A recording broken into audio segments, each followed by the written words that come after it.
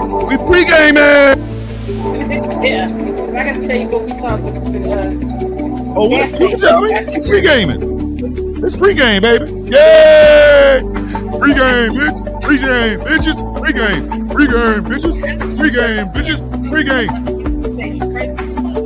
You can hear this in the music. This is crazy. Yeah. Pre-game, bitches. Pre-game, bitches. Pre-game. Pre-game, bitches. Pre-game, bitches. Pre-game. Pre-game. What? What? What? Pre-game, bitches. Pre-game, bitches. What? What? Pre-game show. And you know it. Pre-game. Pre-game on your console. Pre-gaming on your console. Pre-gaming on your console. Pre-gaming. Pre-gaming on your consoles. I'm sorry. Listen, Okay, y'all. let me tell you this. I got to tell you this because you're gonna get a kick out of it. So we had to gas after church today. Because I have to do my final 1-2 step back down and then come back up, right? We get to the gas station. I hear, excuse me, sir, are you following me? So I turn around and look at him like I know he's by our car. Like, and this lady goes, excuse me, sir, are you following me? Are you following me? So he taps the window, like, you hear this? And I'm like, yeah, I hear this. Like, what's going on? And she said, well, if you are following me, I cannot remember the exact amount. So I'm just going to say this amount. She's like, well, can you just get 35 on this truck? Yo! Chicago is not a real place. No. That would be fucked up. You gonna ask me to put gas on your car, like, for Because she real? was like, are you? Because I was like, and as she said, excuse me, are you following me? There was one person that pulled up, and then I see a guy backing out, and he's got like his wallet in his hand. I'm like, is that who she's talking to? But then I still hear her going, are you following me? So I'm like, it can't be that guy. And I couldn't see who she was or what was going on. I was like, you know what? You go ahead, Sister Cat, because if somebody gonna follow you, they might as well pay for your gas. Hey, if you gonna follow me, you listen. I see. This is the crazy thing. Maybe I don't miss the pursuit, but I loved being pursued. I did. When a woman would walk up to me and say how incredibly gorgeous I was, that shit, I would have. Listen, the Superman cape will come out. I will say, I do enjoy when a woman finds me attractive. Like if a woman says that I'm pretty or whatever, that is like the bee's knees. And I know there are some women that are like, oh, when a gay man or a child says you're cute. First of all, kids ain't right. Kids sometimes will tell you cute because they want something out of you. I don't trust them. Yeah. They're like, hey, what's up on them cookies? Little kid. What's up on them cookies, mama? And men, it's like, if a man goes, oh, you're cute, I'm just like, I just like, y'all motherfuckers say everybody cute, okay? Because I done seen some unfortunate faced heifers that people be like, yeah, mama, you fine as hell. What are you looking at? I have been hit on by dudes, and that shit is, listen, that's when the cape really, because a woman that finds me attractive, I'm like, okay, I did wash my ass and brush my teeth, so. But when a guy goes, my God, you fine as shit, I'm like, hey, yo. I'm like, yeah, allow me to get this cape off right quick. The pinnacle for me was there was a gay white twink. Oh, Lord. I was sitting outside. It was at a gay club that my cousin was doing security for. And my cousin was like, you got to get out of the house. You got to get out of the house. Get your face out these books. And he's like, there's an outdoor patio. Just take one book and just sit outside. Just be outside. And I was outside. I could hear the music. Everything was vibing. And there was a group of girls that came out and we struck up a conversation and we were vibing. It was a good time. And I realized in the crowd of the girls was this guy. And I was like, okay. And he's like, girl, don't worry. I'm gay, blah, blah, blah. But he was funny. And then throughout the conversation, he was like, you know what? I don't know how you're going to take this. He was like, but you make my bits tingle. Whoa. It was creepy, but it was also we making bits tingle? Whoa. Wait a minute. It was oddly flattering because I was like, you got too much dip on your chip. That's too much dip on chip. If you out there making people shit tingle, then that's I think they need to go to the hospital. More evening, Nana. Love you. Hey, Nana. But here's the thing, like, and it was one of those nights because, like I said, I wasn't planning on going out, and this was not like a you get dressed up type of spot. Okay. So I'm just, but I felt really good to like just throw something on and leave the house. And he's like, "Yeah, you make my bits tingle." Look now, wait a minute. See, And if anybody walk past me and say I made their bits tingle, I'm gonna need you to go get them bits checked. I think you might have a bit loose. First of all, I'm tickling your bits. Let's remember how I got my near husband. Okay, let's remember how I got my near husband. Okay, I was all right in. Way to go. Just jump whenever you feel. I was on the ticker-tock, okay, and I was giving, I must say, the most epic clapback that only one person saw. That account got bananaed shortly after that. But I was like, because old girl was pissing me off, okay? And she tried to come for my intellect and my looks. And did I have a very conceited, very arrogant moment? Absolutely. I'm human, okay? I'm human. And I was like, well, there's a difference between a Mima and a Gigi. I took my shirt. I had a sports bra, but it was the kind that buttoned up. So I had it unbuttoned like, pow. Mm-hmm. And I'm going to show these titties. Right. And I was sitting up on titties today on the back of the couch. So like, full on body, yada. Yeah. And he was like, he did a response like, did y'all see? Nobody saw it. Nobody saw it. Of course not. So I made his bits jingle. Hold on. He gonna talk about I got a cousin who would pretend to be gay to hit on women. Listen, let me explain. I've pretended to be straight to hit on women. I don't have to pretend to be a goddamn thing. Way to go to K-Man. You're like a very educated black man in the United States. I agree to. Look at way to go. Look at his face. Like, what the fuck did I just walk from my black? Oh well, way to go. I'm Taz. I'm the one that messaged you. Hey, how you doing? Nice to meet you. No, you're by now. So usually I'm the one that walks in at the uncomfortable moments in the conversation, but I also generally am the one that causes the uncomfortable moments in the conversation. She's usually the one that we got to duck and go, oh shit. We have a whole segment on this show. It's called Taz Breaks Thomas. So just you're breaking me tonight. Fuck out of here with that. No. Listen, we are at war. I'm not breaking for shit. I'd have broke you earlier with you broke me earlier with on the Cherry 2000 thing. That shit don't count. Cause Cherry 2000 is not some shit you're supposed to watch more than once. Like if you saw it in the 90s or in the 2000s, you ain't supposed to watch that shit again. I didn't, but you didn't hear the backstory of me watching it last night. I kept pausing it. It's like an hour and 45 minutes. I started right after Porch of No Judgment. I finished that movie a little after 11 o'clock here, and it's Central Time here, because I kept pausing it for a long period of time because I was like, ain't no way. And I was like, is the tism creeping up on me? Like, is it me or is it this movie? And then the movie owed him money because he kept saying, he's like, I told you this was a dumbass movie. I told you this movie was trash. First of all, calm down. Booty cheeks. I don't know how many. Maybe y'all will learn when I tell y'all some shit is ass. No, first of all, I believed you when it was ass. I didn't believe you when you said that Hobbs and Shaw, whatever the damn movie is, Hobbs and Shaw, whatever, that was some bullshit, and you still haven't paid your reparations to me and Snack for having Hobbs and Shaw. Okay, let me ask you a question. Hold on. Trapped on a desert island, you got two movies to choose from: Hobbs and Shaw or Cherry 2000. I'm taking my glasses off. I'm about to be legally blind. That's what's gonna happen. You're welcome. You're motherfucker. I'm taking my hearing aids out and I'm putting my glasses off, and I'm just gonna lay there and hopefully the hermit crabs will do me like they did Amelia Earhart. I don't know. You're gonna be the Hobbs and Shaw is Hobbs and Shaw is Hobbs and Shaw. But remember, Thomas, Cherry 2000 was my penance for me going down an unnecessary rabbit hole that only I would find to go down. I started. Yeah, see, it's your fault for having DVAI boyfriend.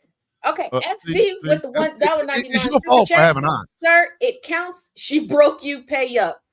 Hold on, because it's $1.99 super chat. Donations. We get the donations. With gifts. Yeah, but Sir, it counts. She broke you. She did not break me. I knew how bad Cherry 2000 was before y'all entered the shit. I'm sitting here listening. I'm trying to type up something. Actually, I broke you when I'm going. When I said that the woman that was negotiating the sex contract that with Lawrence Fishburne playing the sex attorney, when I said that she looked like fellatio, you glitched. That counts. I did glitch. Pay up because you're not supposed to look like my Reese cup, sir. Okay. Well, I already owe you anyway. You do. But you're not supposed. Wait a minute. You look like six packs of Reese cups. Hold on. You're really not supposed to look like fellatio. You understand that? Doing fellatio. Gambit, you one didn't thing. Gambit up. Looking like fellatio. Hold on. That's looking. Yes, looking like. How do you look like sucking dick? Apparently nobody's gonna help a brother out. Gambit, where are you? Get in here. Gambit, where the hell are you, man? You should get her to watch and see who cracks first. Wait. Oh, what? Hell no. Watch no. What? No. What should I don't do that because I will watch it. And have you heard me retell a story? I don't think anybody needs it. Actually, they do, because the people keep going along with whatever crazy shit I come up with. Yes. You are well known for your nuttiness. Fuck out of here. I started the whole Cooter Biscuit movement. You know, when I was younger, I just started saying Cooter Biscuit because during the day before 7 o'clock, we can't say certain stuff. So Cooter Biscuit was my catch-all to not say it. Now that everybody's saying Cooter Biscuit, I keep slipping up saying the no word. Do you understand? Before you started saying it on a regular basis, I hadn't heard Cooter Biscuit since I was a child. Like it's been a long hot minute before I heard somebody else. Yo, son, I got me some Cooter Biscuit. Hey, sir. Coitus coin when people would piss me off, and I was like, I don't want to play with your parents' coitus coin, and they weren't getting that. So then I started calling them Cooter coins, and then they still wasn't getting that, and I was like, how fucking stupid are y'all? So then we had to go to Cooter Biscuits, and then Bucci Cats. Bucci Cat. We are Cat and Bucci. I don't even know. Here's the Bucci Cat is the other. The front is the Cooter Biscuit. The back is the Bucci Cat. Because I keep catching CGVs on all platforms. Let's not forget that YouTube had me on timeout for a while, and Substack has me. How do you get put on timeout? On a 62-second delay. It was 30 seconds. Then it moved to 45 seconds, and then I got an email and specifically 62-second delay. Because you out here calling shit Bucci Cat. Like, you gotta listen. It was before I called him We can't be telling people. We can't be giving people all the goddamn ways in which to say vagina and penis and anus. Like, we can't. Bucci Cat. But also, no, we cannot. No, not as a company. Actually, we can. I am not allowed. We can. Turns out it's also, possible. Thomas, not allowed back up on Capitol Hill until Mitch McConnell officially retires because reasons. Mitch is not going to retire. Mitch is going to die. Probably because of me. Listen, they going to come get Mitch's ass out of the goddamn, off the Senate floor. They're going to come, a hand of God just going to reach down and go. John Hannity and I are still beefing. And yes, I did respond back to him. And I said, I have a sponsor. You said that I have to have a sponsor in order for us to have a sit down. He said, you have a sponsor? I said, yes, because you volunteer as tribute, Thomas. I told him. Sure. Why not? Fuck it. I'm already here. I ain't doing nothing else. Why not? Hey, Sean, fuck you. But I'm sponsoring her, but fuck you. But listen, I just want to put on record. My answer to Sean Hannity is always going to be. Oh, I'm not allowed to go to Georgetown, Kentucky because of Rand Paul for reasons. God. You out here beefing with you out here beefing with the only Paul that, well, I guess Ron Paul ain't bad. Ron Paul is bad. I'm not allowed at his office either. No, for reasons. They said that they were optometrists. Nobody wanted that Paul.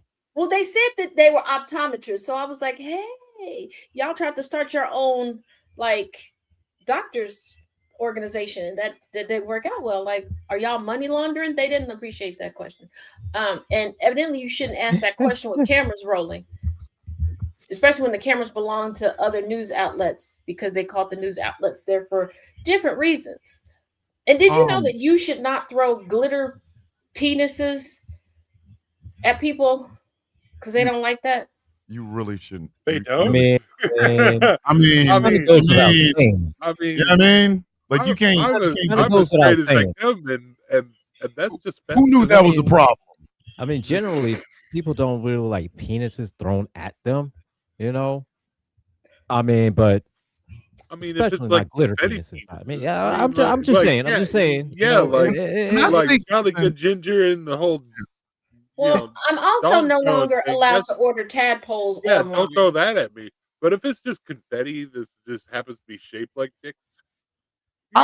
Can I say? Let's go. Can I say something? I mean, I was taking like toys and dipping them in the glitter and throwing them, but yeah, I could have just thrown the glitter. Oh, okay. Well, I really don't like Larry Ellison's face. I don't think Larry Ellison. The more I look at that motherfucker, the more I realize I think that's a hot take there, Thomas. His fucking barber hates us.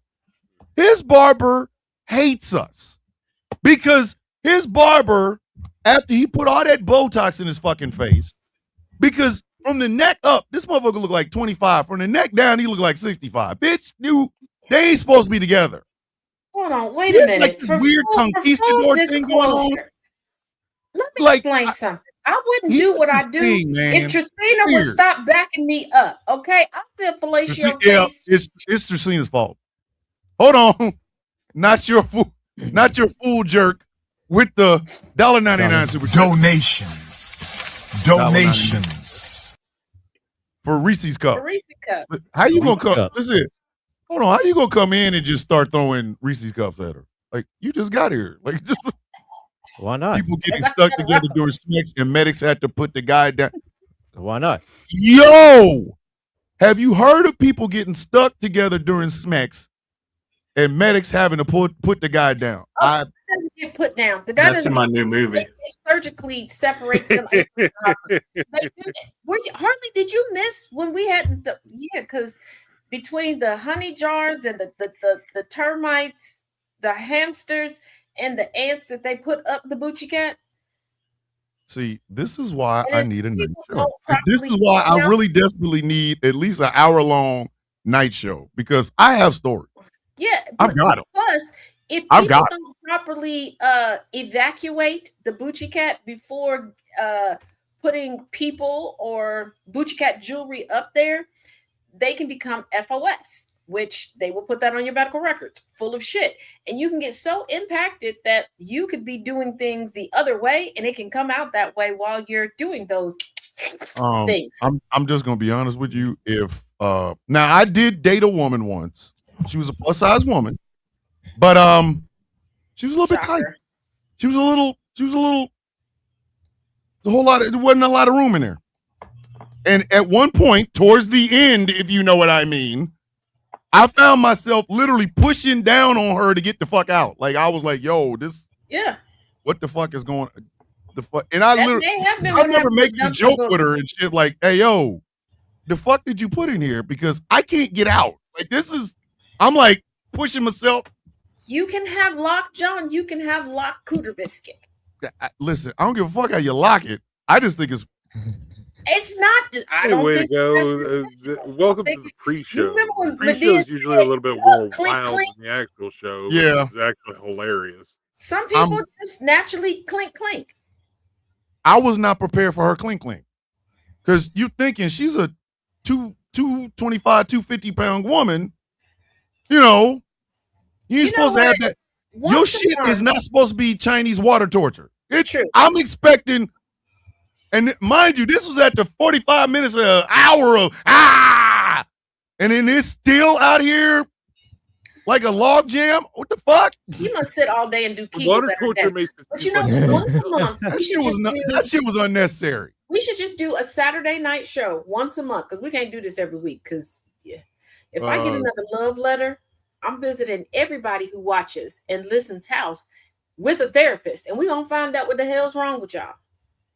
We're gonna find out. Why you love me like you do, bitch? It was bad. It It was, you know, I love you, and I just don't understand, and I just want clarity, and you won't give me the clarity, but you're asking for clarity, and why don't you love me?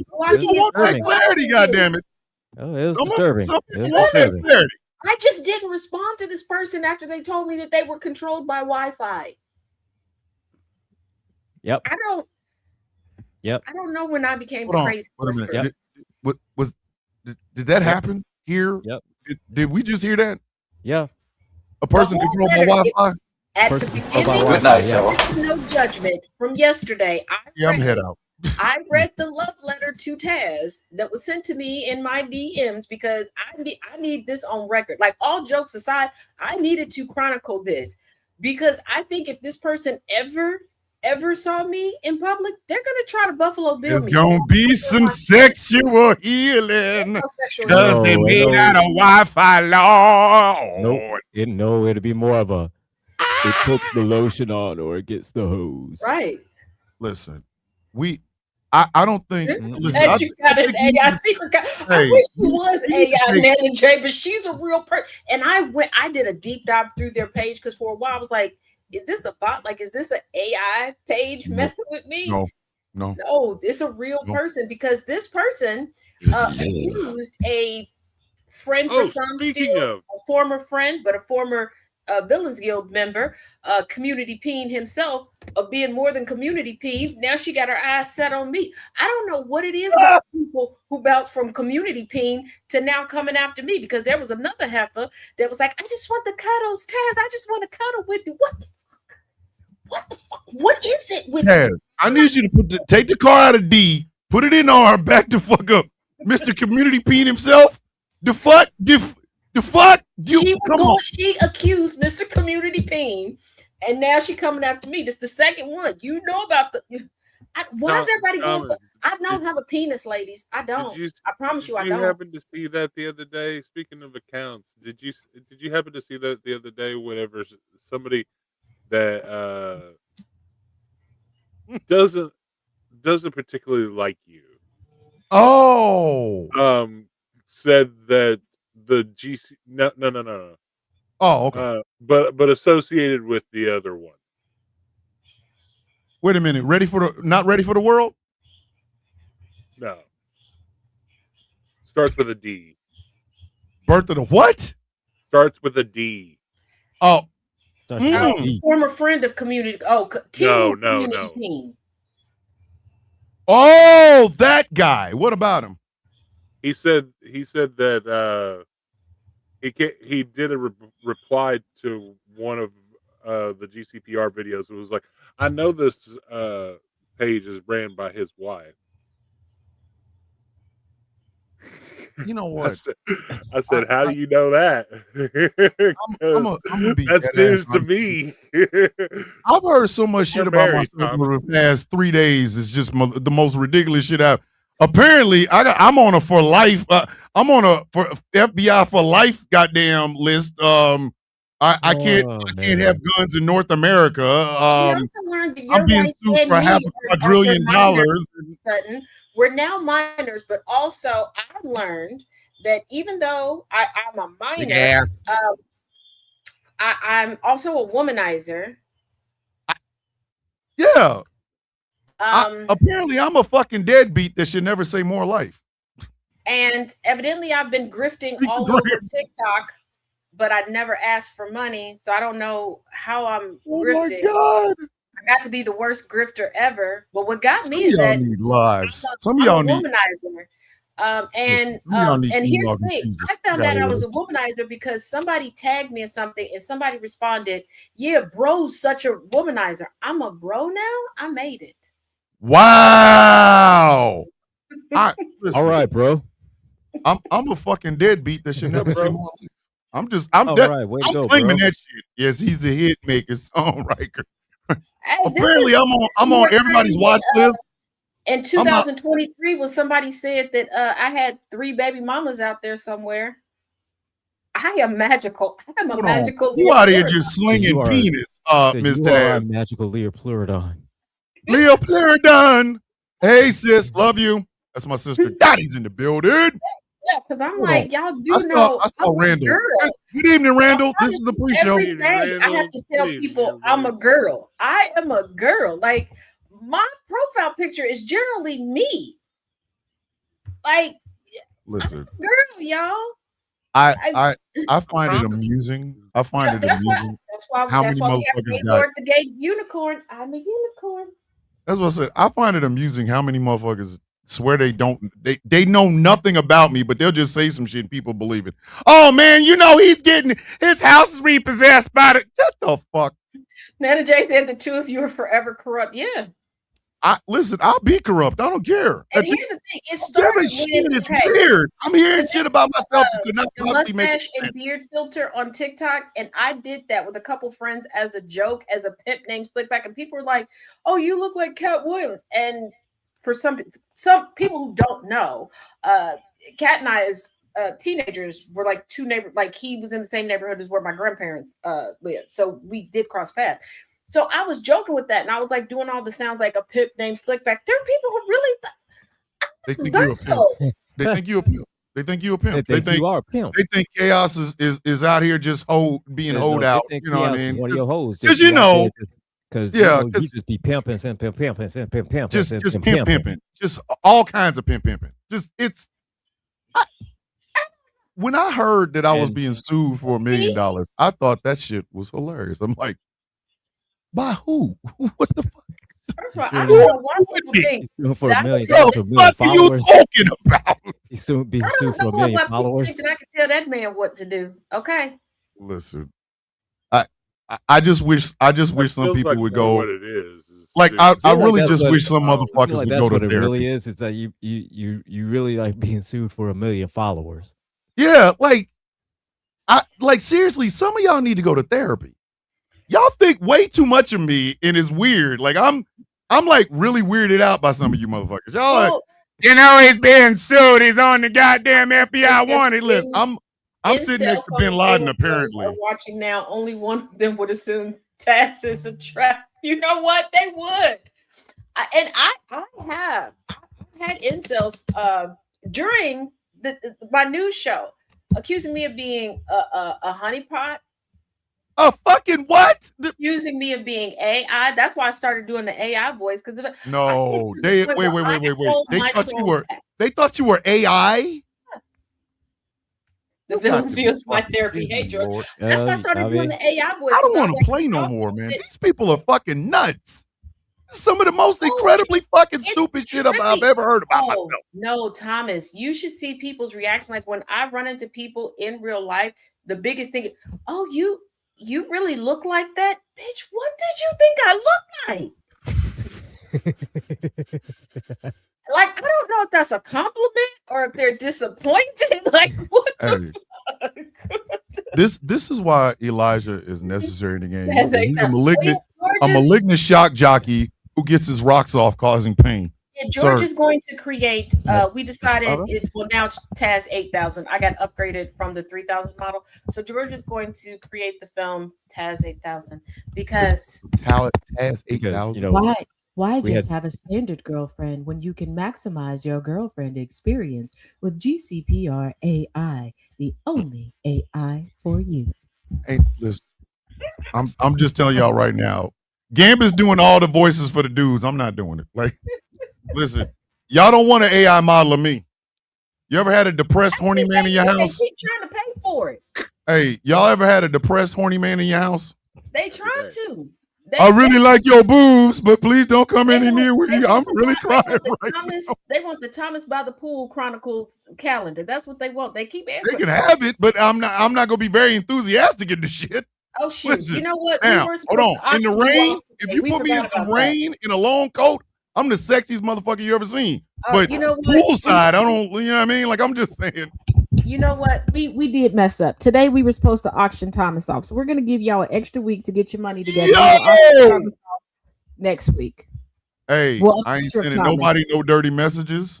Because I'll be goddamned if you motherfuckers said that I harassed y'all ass. Remember, that's what we agreed upon. A picture. Okay, y'all get a picture. I will get y'all a picture and y'all can have it. Like hearing myself talk, I I am the pimp of GCPR. I be pimping You y'all. have pimp tendencies. I won't call you the pimp, but you do have pimp tendencies. You see a dollar where the rest of us is just like, hey man, I just like going on a morning show.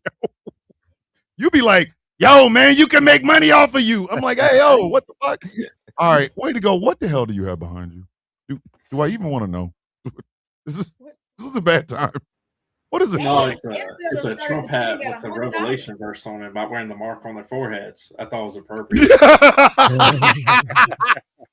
Why are we auctioning him off? Because he needs it. We got stuff. We got to keep the lights on, Nana J. And because people keep asking, you see, Annabelle already put a bid in. Annabelle put a smooth $100 down. She smacked the fuck? Smooth like 100. The fuck? So you got 100. Annabelle, you gonna keep playing with me? I'm just gonna be dead ass honest with you. $100. Let me tell you something. I will fuck up your marriage. I'm Taz trying to make it explain scratch this and shit, snip. You know what? We will make the picture scratch and snip. I don't know why y'all want to. Why the fuck would you want to scratch and sniff? Come on now. Thomas, Hey, okay. We will get you here. We will get That's you weird. a smooth Thomas picture, not in the assless chaps. That is not up for sale just yet. That is SC out here trying to be funny. We will get you the scratch and snip because of smooth California. Smooth scent that your body needs. This is where I come to work at, y'all. These are my coworkers. I just wanted y'all to understand these are my motherfucking coworkers. I come to work with these people. I make it my business to go, hey, yo, you want to come on the show? Have you ever thought about coming on to maybe the Villains View? I'm thinking maybe. Hold on. Thomas pictured like the Sound of Freedom movie, but with the sound of sexual slavery. Sir, I'm not. No, listen. Hold on. Way to go is in trouble. Really? Way to go. Are you sure you want to be here tonight? We talking war, but you obviously. Is this the first time you've ever been on the show? Oh, is it good? Yep. There he goes. We popping his cherry tonight, baby. Tonight we are popping. I can't even believe I just said it that way, but we are. Way to go. Look, no. Pause. Thomas, be quiet. Way to go. Look me in the eyes. There's no help. You're ours now. You're ours. Just relax. It's okay. One of us. Don't try to fight the Reaper. Just relax. You're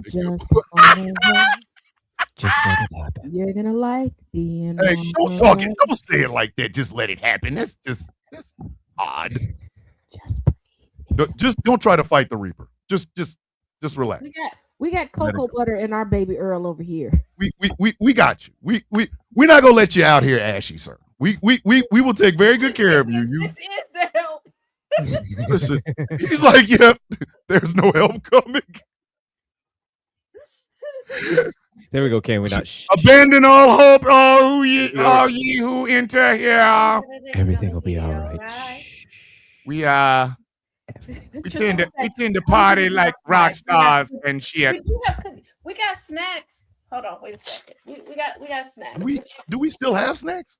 Yeah, I didn't think we had snacks. What you want? We got snacks. Weekend prime time just signed off. Hey, Randall, we still at war. This shit is this. You know what? Somebody's going to have to explain to me why do Republicans keep trying to have wars cheap? Well, who the fuck? It's that time. Who asked these people to have a cheap war? This should be over in 3 to 4 weeks. You attacked the whole ass country, sir. Well, go ahead and start us off. It's time to start, Thomas. All right, we got 1 minute. Hold on. Let me go ahead and get this radio started. Yeah. I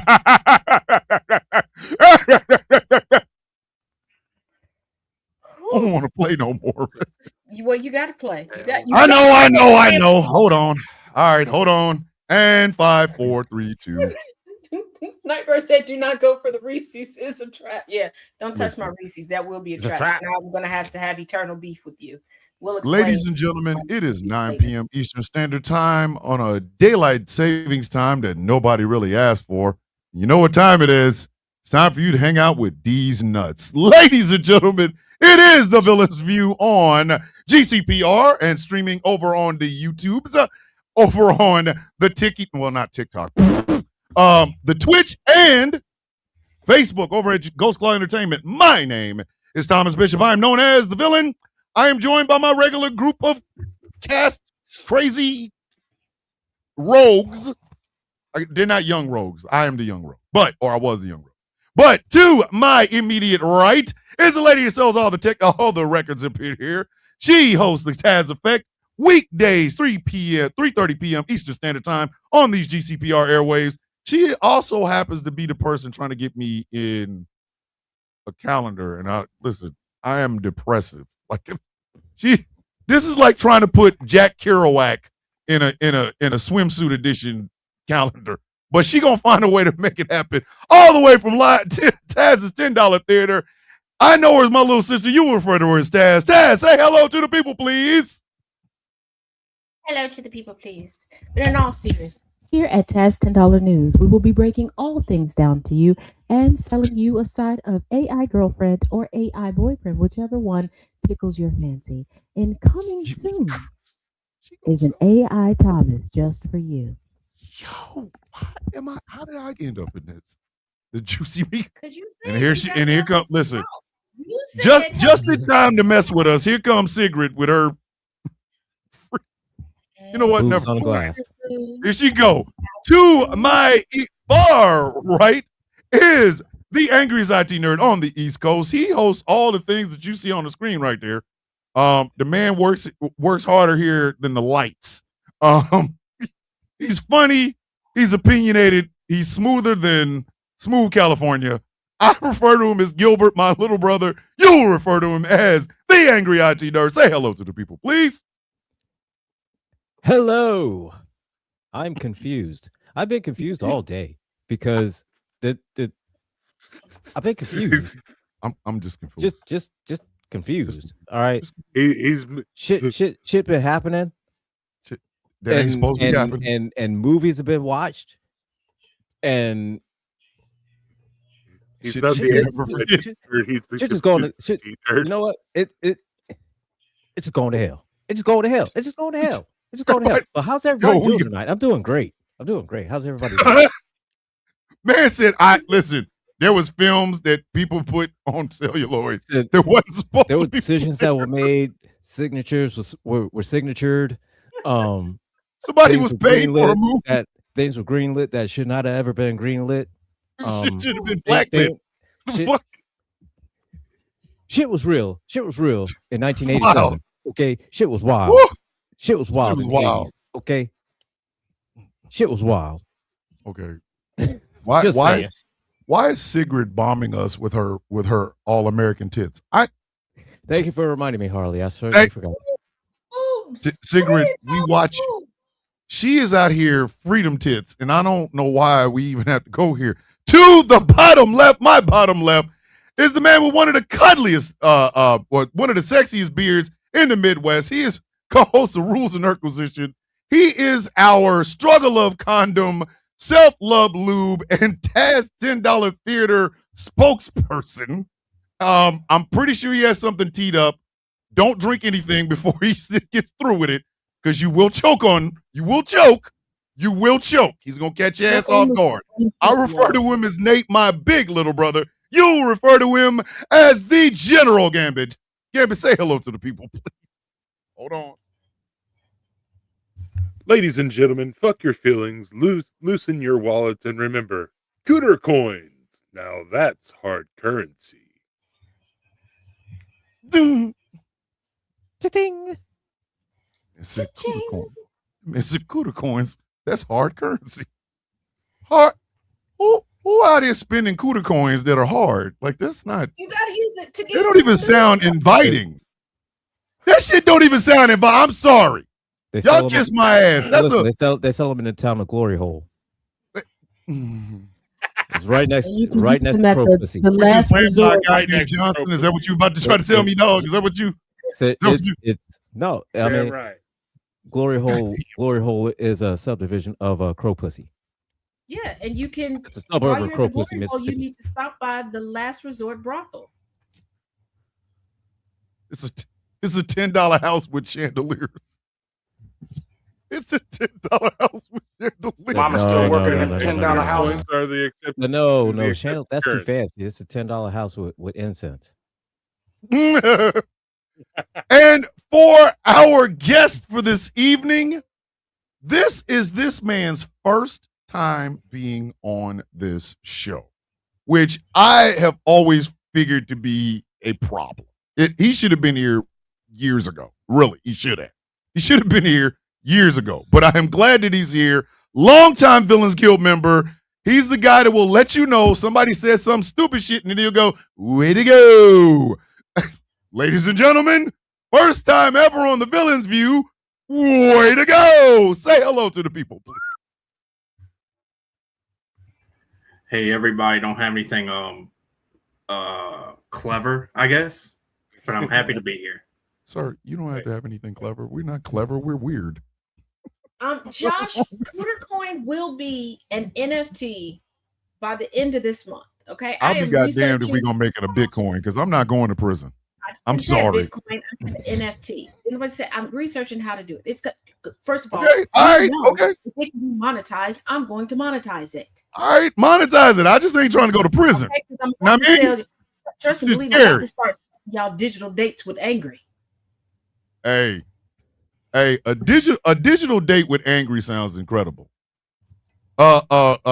A passing conversation about philosophy with Gambit sounds absolutely enjoyable. But if y'all are looking for any sex appeal from me, please understand I'm a depressed black. The only thing I can promise you horny ladies, your horny hepernans, because a real date, you're not getting it. A digital date, yeah, and you're probably gonna get about 20 minutes. I'm gonna be honest with you.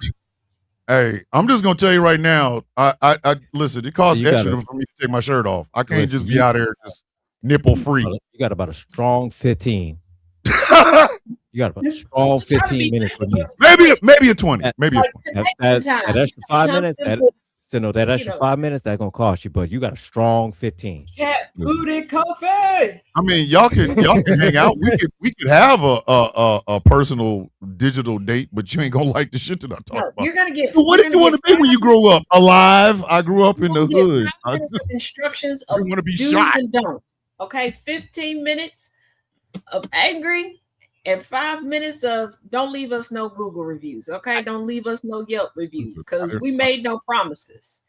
Ladies and gentlemen, Luana Franklin. I cannot pronounce your name because I got bad eyes. Please don't think I'm Franklin. Luann Franklin, yes. 84. Luann Franklin, new member, Close Call. New member to Ghost Claw Productions Radio. All right, so before we get into the night discussion, we have our own version of Cameo. Did you forget that if you want a customized novelty message from GCPR, you can have it on your favorite GCPR radio show by your favorite GCPR radio host. Visit us at gcpr.live for more information. All right, so before we get into the nice discussion of Donald Trump taking us to war for cheap and goddamn holy war bullshit. Holy war bullshit. We do have to get to the news with Taz. Taz bangs out the news. Taz is $10 news. We discuss this. You bang out the news every week. $10 news. Y'all about to have Taz fingers the pulse of the news. Okay, you know what? Anywho, 2 news stories this week. Of course, the news stories are in conjunction with our theme. Coming in hot, Donald Trump bypasses Congress and sells 12,000 bombs to Israel as explosive Iran escalation nears. Donald Trump Sr. has bypassed Congress to sell 12,000 bombs to Israel as the world awaits an imminent escalation in the Iran war. In a notice from the U.S. State Department revealed on Saturday, Secretary of State Marco Rubio underlined the need to waive congressional review requirements, citing unnecessary urgency. And I do want to note that he did this right before Trump and Hegseth, WikiLeaks made fun of him and said that he wasn't quite American after he decided to speak in Spanish to a mixed crowd so that they would not need translators. Let's continue. Hold on. Israel requested to. I didn't even know that leopard was going to eat that face. I had no idea the leopard was going to eat that face. I didn't. I didn't. I did not know that leopard was eat that face. And how long you been on this earth? I've been on this earth for a hot minute, but I'm pretty sure when Marco Rubio woke up and spoke in English and Spanish, I'm pretty sure he didn't wake up thinking, hey, yo, the leopard is really about to eat my fucking face. Because right before he did that, he turned around and made eye contact with his Papa Trump. It was like, do you mind if I speak Spanish? And then once he got done, Hegseth came up was like, I only know how to speak American. Wish I was joking, really did that. But let's continue. Israel requested to buy 12,000 BLU 110A/B general purpose 1,000-pound bomb bodies, which are valued at more than $151 million, the notice says. It's amazing that we don't have McDonald's money, but we got war money. The answer is no, Israel. No, you can't have nothing else. Well, Donna, if you got to dip out, trust me, it'll be on replay. But no, you can't have another guy. No, you can't have shit. BB from Philly is loving on Trump real good. Okay, we saw that video. BB from Philly knocking Trump through the middle of the mattress, so he gonna get him what he wants. Listen, okay, we know. I call him Benny from the Delph. Well, you know, Benny from the Delph. Benny from the Delph out there tripping. The secretary, well, I mean, he paying $15,000 a month. He can't have shit. Fix this shit, man.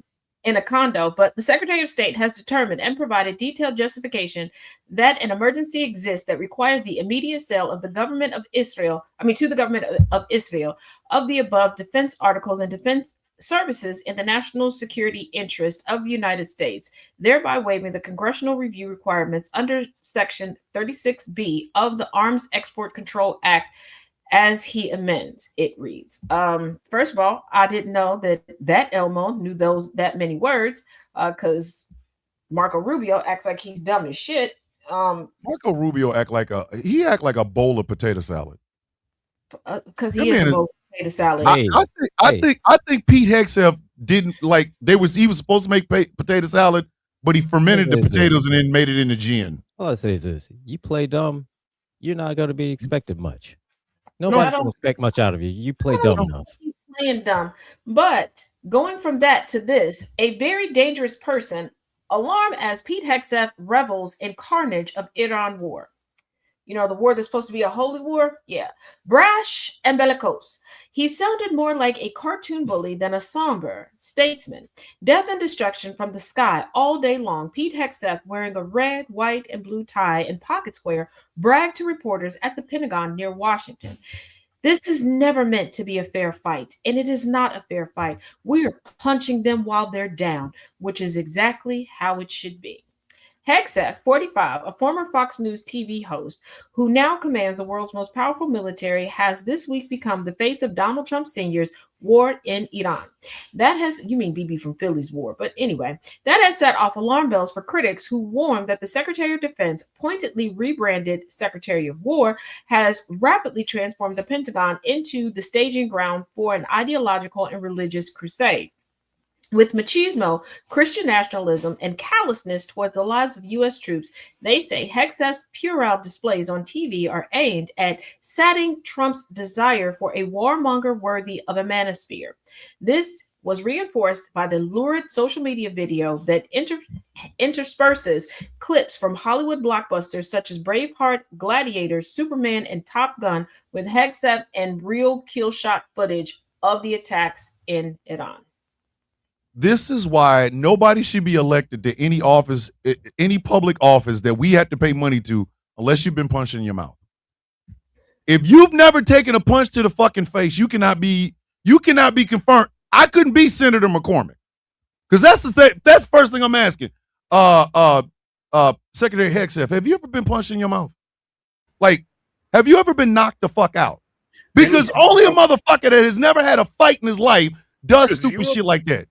Like, come on, man. Like, if you've never been punched in your motherfucking mouth, you shouldn't be in charge of defense. Lloyd Austin has been punched.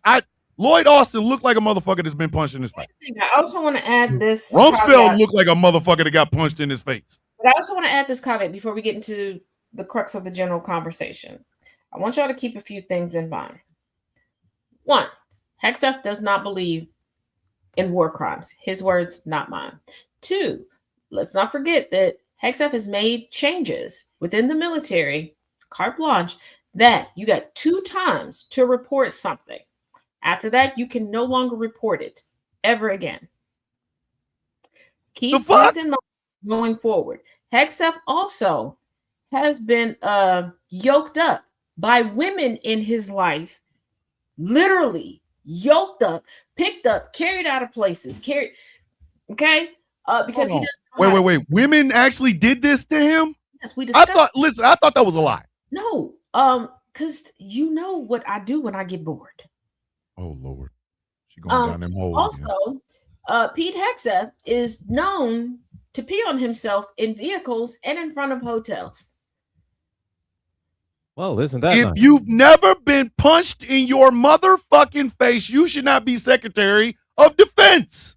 I'm sorry. Pete Hexef, because a motherfucker that's been knocked the fuck out knows how to act. Like, he's been recently throwing temper tantrums because his hand-picked media personalities with questions that he gives them to ask on camera. Yes, that is a real thing that's going on. So no, I will never be getting credentials to go to the Pentagon. He need his Although ass. I tried. We got really far with me submitting myself as Gertrude. White House is still on the fence. Still on the fence. They still think that I'm a white lady named Gertrude. So we're gonna keep that on ice, and we'll see how far we can get with that. I'm gonna just tell y'all right now, when this shit is over with, I'm gonna catch Pete out there and knock his ass out. I'm gonna punch him in the shit. Hey, Michael Pruitt.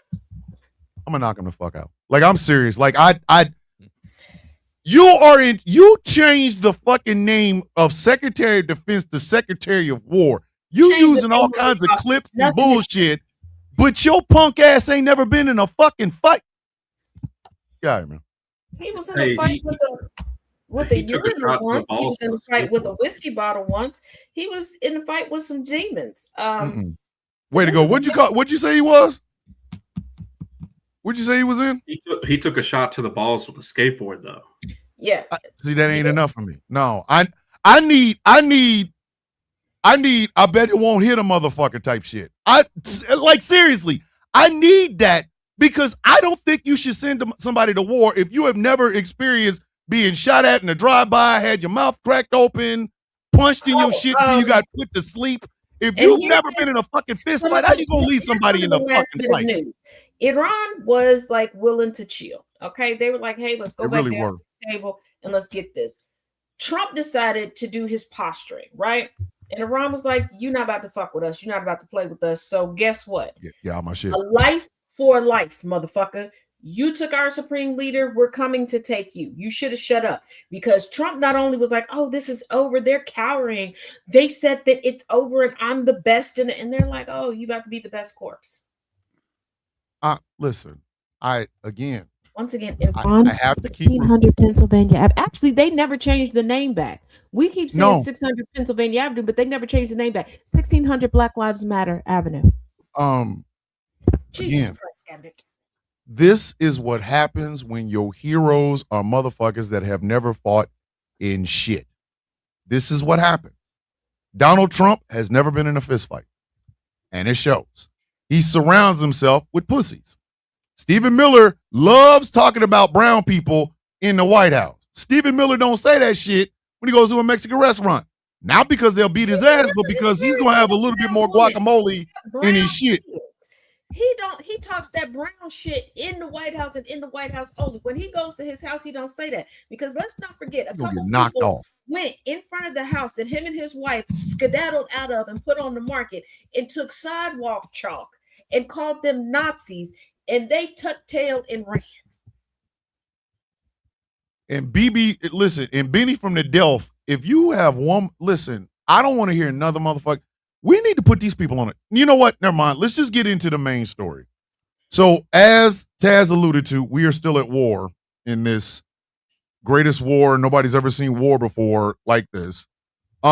Before we get into the big discussion, did y'all see that Iran was painting planes on the ground? And it worked. And fooled our It Because fucking our works. Yeah. drones are not being commanded by actual people. The algorithm that they're using, the best of the best, they've pretty much let go of, and they've stifled the rest. So yeah, we've been bombing concrete. We out here bombing In the ground. holy war that's supposed to bring forth Armageddon. We out here bombing the ground. Wile E. Coyote. Right. It's Operation Wile E. fucking Coyote. They took a cartoon that ain't even been Armageddon. When Come on. Armageddon is a place, and we're bombing, we're fighting in the wrong place in the world to bring forth the Battle of Armageddon for the second coming of Jesus. But this is why we're doing it. And we know this because the non-Christian, self-ordained drunk said so. Again, this is Yay. this is what the discussion tonight is going to be about. This is going to be the discussion that we're going to have tonight. Why is America and Christians within America, not all of them, but a lot of Christians within America, so hell-bent on having another crusade? Why? Did y'all not get enough of the last one? Like, did you not get enough of it? Like, why can't y'all leave motherfuckers the fuck alone? First and foremost, I'm gonna just say it. After this, Israel can't get another dime out of us, man. Sorry, they can't. They cannot get another. Bitch, listen. Seat taken. Seat taken. We got it. Seat taken, bitch. We gotta go. What you heard about me? We gotta go. We can't do this anymore. Do y'all? I'm gonna give y'all a stat. And you can go back and look at it and see if I am making this up. Iran, according to Benny from the Delta, has been a few months away from a nuclear bomb since 1995. Oh, longer than that. Shit. I had gotten out of the Navy in 94. And the next year, here comes Benny from the Delta talking about, they close to making a nuclear weapon. It's about 15 minutes in the oven now. And they've been doing this shit for how long? Yeah, but Chaos makes a great point. If Trump is the one who is supposed to be the harbinger of the apocalypse, that would make him the Antichrist. And that is one thing that these people are not getting in their wannabe Temu version of a holy war. Okay. Who is Space Ace? Who is he?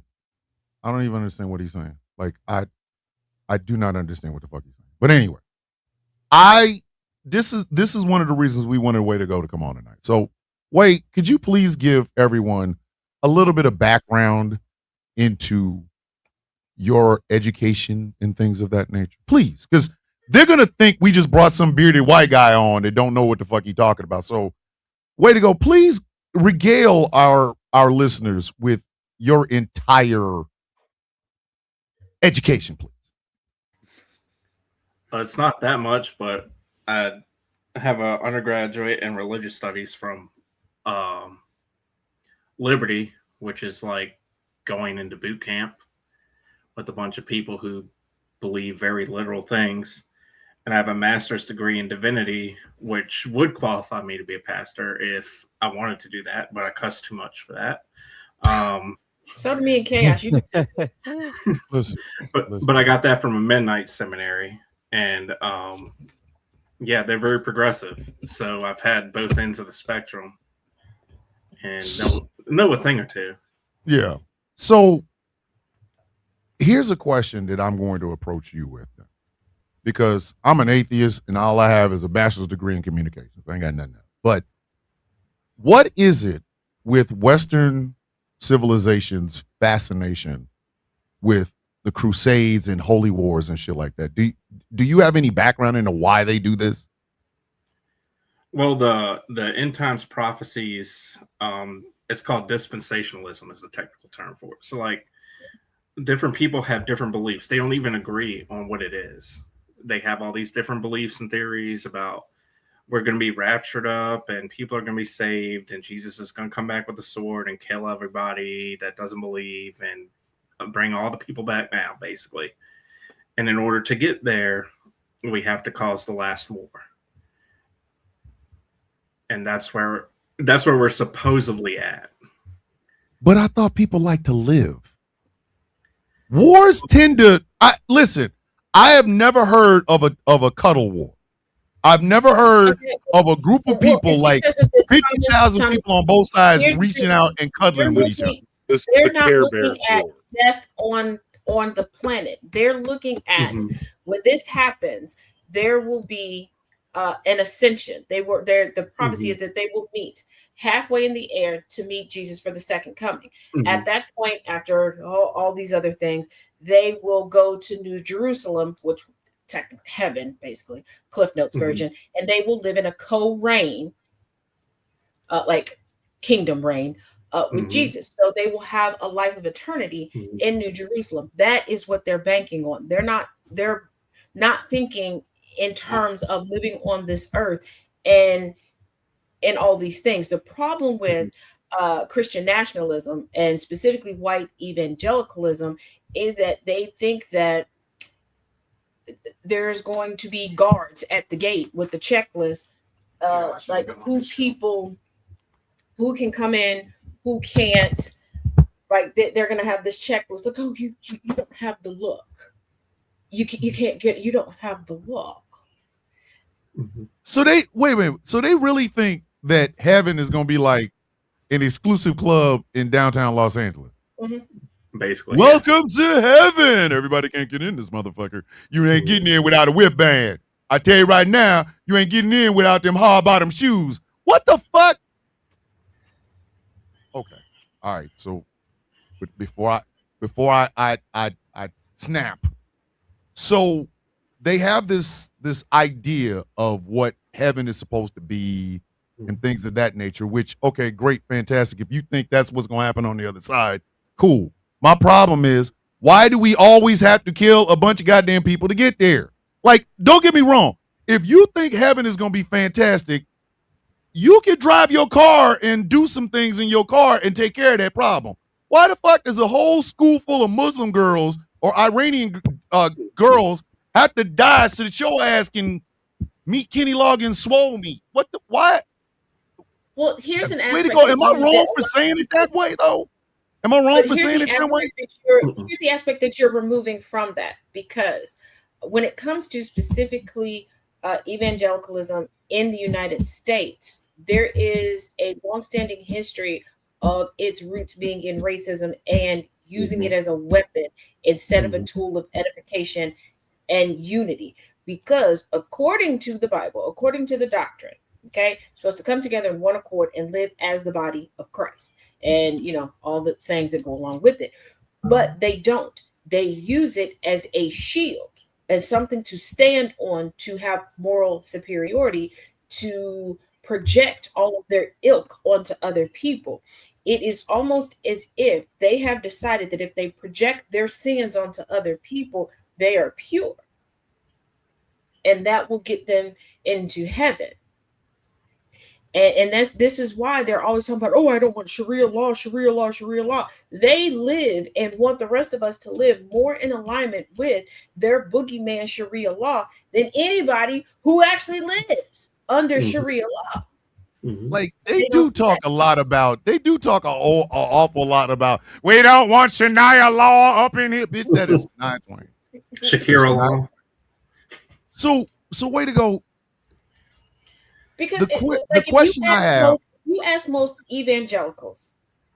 First of all, if you ask most evangelicals what commandments they are supposed to live under, they don't know. If you ask most evangelicals how many commandments there are actually in the Bible, they're going to tell you 10, which is highly incorrect. If you ask people, hey, is there a set of laws that you as a Christian technically should be living by, that would supersede every other law, and there's no way that you could break the law if you lived under that, they wouldn't know. Is this just an American thing? Way to go. Is this just an American thing? Pretty much, because we're the only ones that really have missionaries and all yeah. that. We always largely want to be Western, in business but we don't want nobody in our business. Mm-hmm. Let me put you like this. I know we talk about soccer moms and base. You ever been around a baseball mom? They in everybody else's business, telling everybody else how to raise their kids. Ask them what's in that Stanley Cup, and ask them what goes on when they close that door. Baby, it's a house of horrors.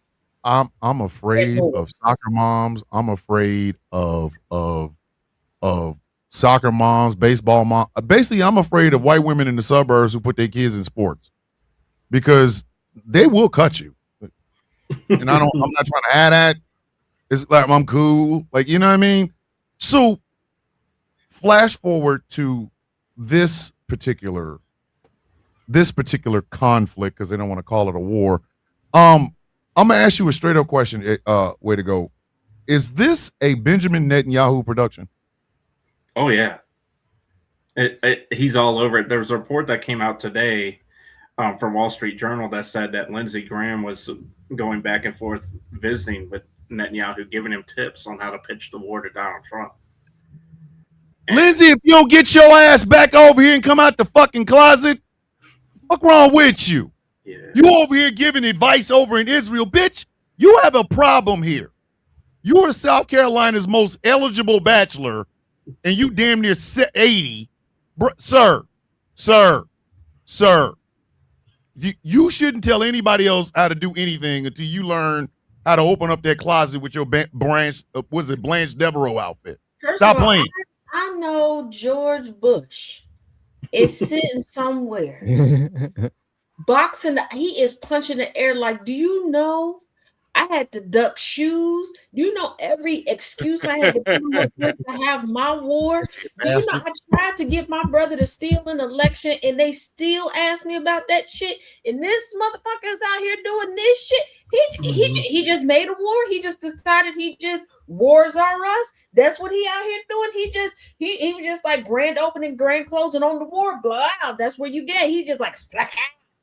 George W. is where pissed off, and they done called Condoleezza Rice to come up to the White House. Condoleezza. Don't check your ass up there, Miss Rice. What's wrong with you when you had the wrong type of blowout, bitch? If you don't carry your ass on somewhere, they said they don't want your DEI ass up there. You should have learned from the last heifer with a in her name, okay? She came straight out of Cincinnati. She was on Celebrity Apprentice and everything. That her soon-to-be would-have-been husband died on her too. She now trying to cosplay a first lady and ain't touched the Bible since she thought that it started smoking when it came near. He don't like black people, especially black Peter Biscuit. You better not carry your ass up there, okay? We barely liked you when you was up there with the last Republican, okay? We were just Condoleezza Rice. You better not take your ass back up there, Condoleezza. Listen, Condoleezza Rice would be better served going and learning how to play another piece of Mozart. The woman is an accomplished pianist. Rice would be better serving if she finally learned how to play Be It With a Spade. She can do that. She just she can't. She got the not wrong well. way. I'm not saying she can do it well, but she can't play. No, she plays Parcheesi. She played it once or twice. She plays bridge. She might dabble in the little bonkos, but she ain't playing no beard with no spades. Here's the question I got though, and first and foremost, I need people to understand something. Criticizing Benjamin Netanyahu and the government of Israel is not anti-Semitic. I'm sorry, it's not. There are some anti-Semitic motherfuckers. Usually they're the guys that think that Hitler was a swell guy. But I've always thought this. I think Benjamin Netanyahu leads America on. I do. I have yet to be proven wrong about this. Benjamin Netanyahu the issue I have with him, dude. Honeypot. Benjamin Netanyahu is our ultimate honeypot. Look how BB from Philly played Biden. Okay, he was like, "Hey, Joey Joe. You know, we go way back, homie. We go way back. Okay, we go back like the Fresh Prince and Jazzy Jeff, homie. We got this." When Clinton was in office, BB was like, "Hey, come on, shake a tail feather, homie. Get your sacks out." You know, I play a little spoon. He has been our BB from Philly be like, "Let me just put the tip in every single time." And everybody else was letting him rim. And then Trump was like, you know what? Let me just open up the Gucci cap for you. And he just took it. BB has become our Diddy. Just take that, take that, take that. And we're not even getting dinner or Baby Earl at this point. But the thing is, it is a naked power grab. It is absolutely 100% a naked power grab. Because the moment the bomb stopped dropping, BB from the Delph is going to fucking jail. He is a corrupt politician in fucking Israel right now. This motherfucker done pushed off his goddamn court case so much. He's getting continuances and shit. He's going to jail. Officially a terrorist. Let's not forget how he gained power. He committed a terrorism. Because he is, again, America thinks everything that Trump is doing is to push away from the Epstein file. Everything Benjamin Netanyahu has been doing is to keep a fucking job. And I don't know which one of these two motherfuckers is worse. I honestly don't. Trump blowing up shit so that we ain't got to find out that he may or may not have blown a horse or Bill Clinton or something. And BB over here with the fucking job thing. Goes deeper than just the Epstein file. BB's blowing up shit Trump has just a political to stay out. list. They're both blowing up shit to stay out of jail. In the immortal words of Angry, that's the most elaborate way. It is the most elaborate plan to stay out of prison. And the craziest thing, it's working. It's fucking working. Hold on. Let's not diminish this because a lot of people are forgetting.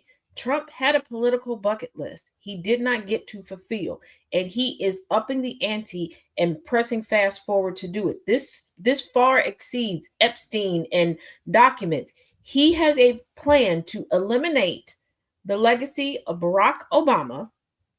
He wants to cement his name on as many things as possible in the United States to give the impression, because like it, love it, skip it, or jump it, Trump has figured out that nobody studies. If you look at whose name is on what, just like how simple he is, gets into the cycle that, they created this, they founded that.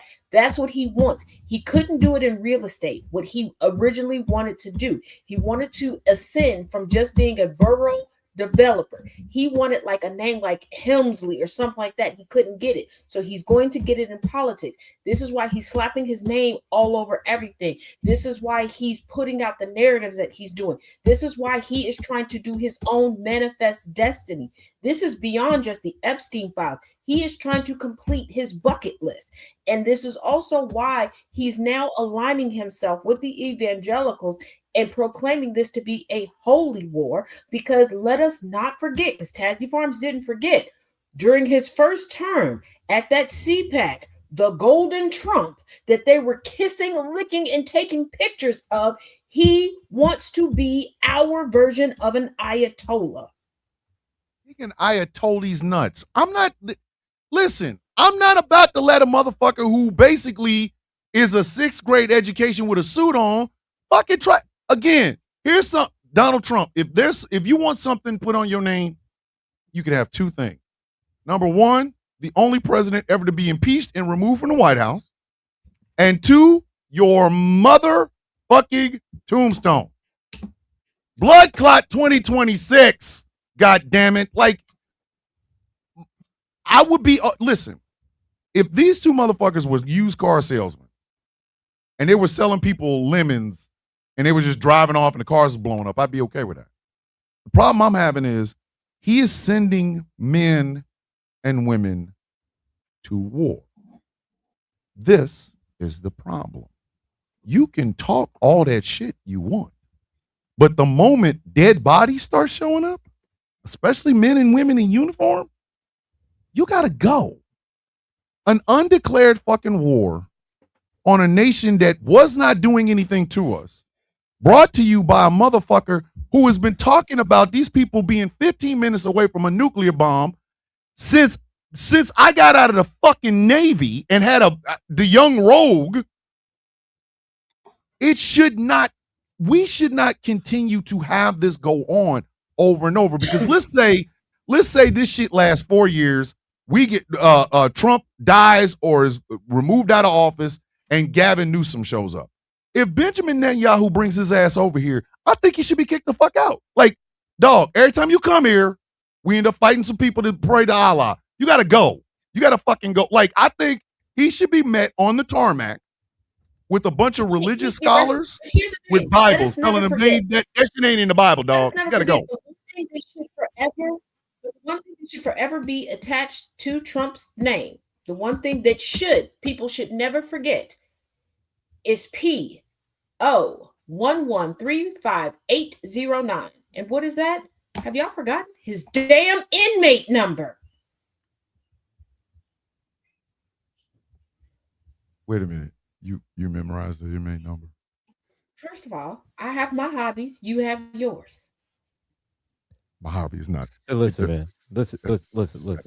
How you get it in? How you get it in? Say, listen, man. This ain't the porch of no judgment, all right? All right, man. Hey, I ain't judging nobody. How you do you is how you do you. First of all, yeah, you're right. He can judge. We agreed that I needed extra hobbies because me not focused on something, it's not a good idea. That's you true. didn't tell me what to focus on.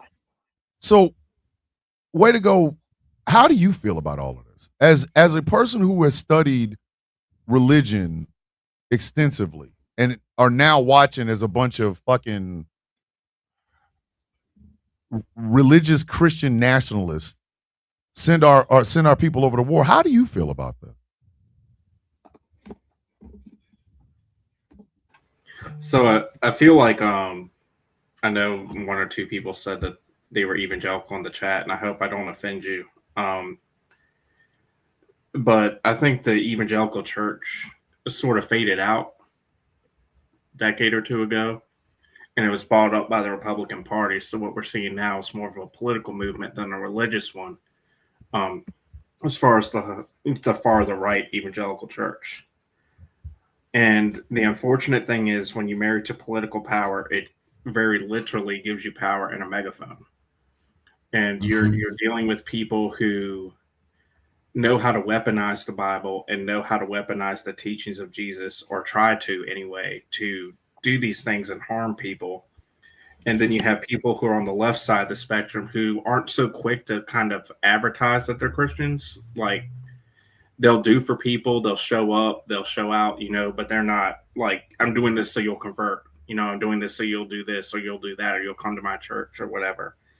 And in some ways, I wish the left side of the aisle would do that. And then in other ways, I don't, because that's kind of like forcing a religion on somebody, which is ridiculous. But it's clear to me, just from my vantage point, just one person, that the war's been lost in America, if you want to call it that, over Christianity, and that it's firmly in the hands of the Republican Party. And they are what American Christianity is. Ooh. That, you know what? That's kind of true. I mean, I've noticed it for decades. But then again, I was also one of the ones 20 years ago saying, this shit is not going to end well. This ain't. Because they tried that Holy Crusade shit going into Afghanistan. They tried that this exact same bullshit that they're doing right now nakedly. They were trying to do this shit in 2000 and 2000 after 9/11. They were trying to do this exact same thing. It's a holy war, Muslims against Christians, and they hate us for our freedom. Well, also how does this shit still work though? You mix this in. The GOP, the Grand Old Party, aka the Republicans, has always been, since its inception, a collection of factions, and these factions never get along. They never do. And it's an unholy alliance between business, business, the church, and the government.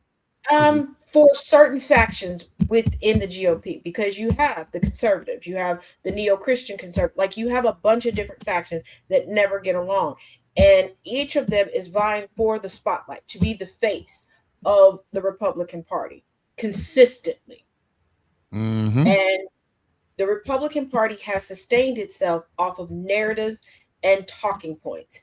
And now that we're in this technological age, they enjoy clip farming. Oh, even when, for example, take the depositions of the Clintons that started off closed door. No one knew if these were going to be edited, how they were going to be edited. They came out with narratives knowing that most of their base wouldn't sit through 4.5 hours of pop of question and answering.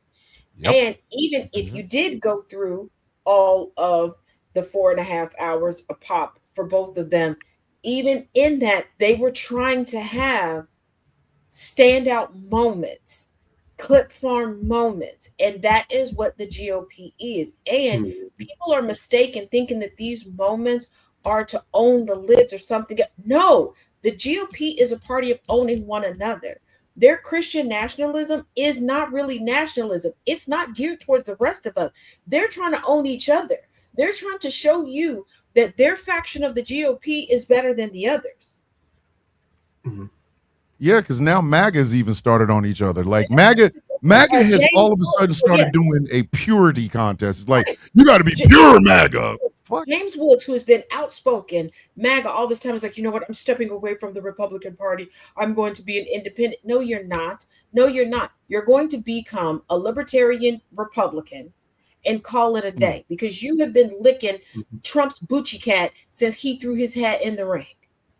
And you didn't like him or have it. He left because they didn't investigate fucking Ilhan Omar.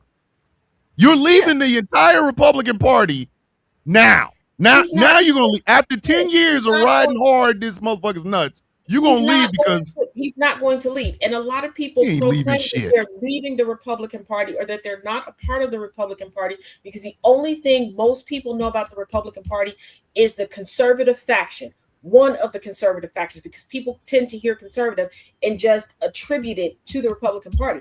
They're libertarian Republicans. They're liberal Republicans. There are so many different factions within the Republican Party. They just move to different factions and tell you anything.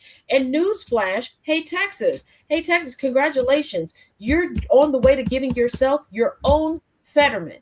Tallarico is Timu Trump, you dumb fucks. Tallarico is not going to win. I'm just going to be honest with you. I know this might hurt a lot of people's feelings. James Tallarico is not going to win in Texas because you cannot put a milquetoast white man against the rabidness that is on the other side, whether it's what's his face or whether it's Ken Paxton's fucked-eyed ass, and think you're going to win. You cannot do it. Tallarico's a nice person. To go through. And you need to prove to your wife and everybody else that you ain't been fucking a man this whole time. He ain't gonna make it. Okay, you got James to do that. Tallarico is not gonna make it. Mr. Hassan, that decided to jump into this race as a fellow Democrat and took over 3,000 votes away from Jasmine Crockett. If I ever see you, I'm kicking you in your cooter biscuit. Listen, Tallarico is going to get his entire ass kicked because he's a very nice guy, but he is not a dog. Texas demands dogs. Ken Paxton cheated on his wife, got caught, embezzled money, got impeached, and fucking won. And he's getting ready to go into a fucking runoff with what's his fuck? I can't think of the guy's damn name. Cronin. Yeah, John Cronin. If Ken Paxton wins, what you're going to end up with is the same thing that happened when in Georgia, when the fucking Secretary of State or the Attorney General was also the person overseeing the fucking election. That's how Stacey didn't win. That's how. He's gonna get his head kicked in. Because it wasn't well-meaners, Professor Moriarty. It wasn't well-meaners. It was racist. You have to realize it's always racist. That's the other aspect of this holy war shit that I don't like. Refuse to deconstruct, and they're not going to deconstruct, and they're going to choose whiteness above everything else. And everybody keeps talking about Tallarico and APEC money, APEC money, and APEC money. Fuck the APEC money, okay? Let's talk about the fact that he took Trump donor money. Let's talk about the fact that he consistently was able to get bipartisan legislation passed in Texas that's been GOP led for the longest by kissing up to the GOP. Yes. That's like, it. there's so You much that people are missing because people right now are trying to compare Tallarico's record in Texas to Jasmine Crockett. Jasmine Crockett spent 1 year in Texas.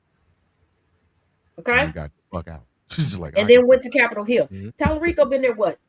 Over a decade. Over a decade. And everything he's done has been to further the GOP. Like, I don't know how many times we don't say it. We talk about rhinos, but we don't talk about dinos. We talk about the Republican in name only, but we don't talk about the Democrats in name only. The people who get in and then flip over, whether they officially flip, like Cinema, Fetterman, and Tulsi, or they don't officially flip like Fetterman. But you have to look at their voting record, and too many people aren't.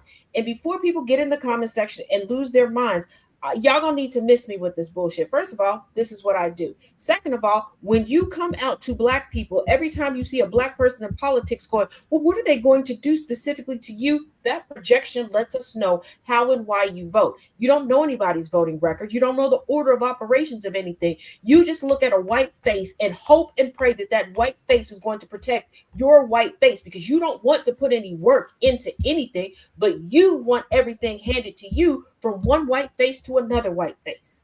You're going to get your ass kicked if you continue to be safe.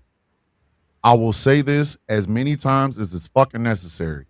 At 70 years old, you will never hear me talk about politics again. I will be peddling around in this fucking shed, doing my morning show, drinking way too much fucking coffee and talking about comic books. Because at a certain point, my ideas will be antiquated. Playing it safe is not how a motherfucker gets anything changed. You do not get change by playing it safe. You can continue to bring up these milquetoast white boys. You can continue to bring them up. Oh, look, another milquetoast white guy. You're going to get your fucking heads kicked in. It said Bernie Bros about free community college and healthcare for themselves. They don't care about anyone else, racist and misogynist. Yes. Of course. Bernie Sanders never said that he was for everybody. He keeps pointing out that he's non-practicing Jewish, meaning he's ethnically Jewish. He's just not religiously Jewish. He wants to set himself apart. He wants to seem like he's down for the cause, but you don't see him down for any cause that's not a white male.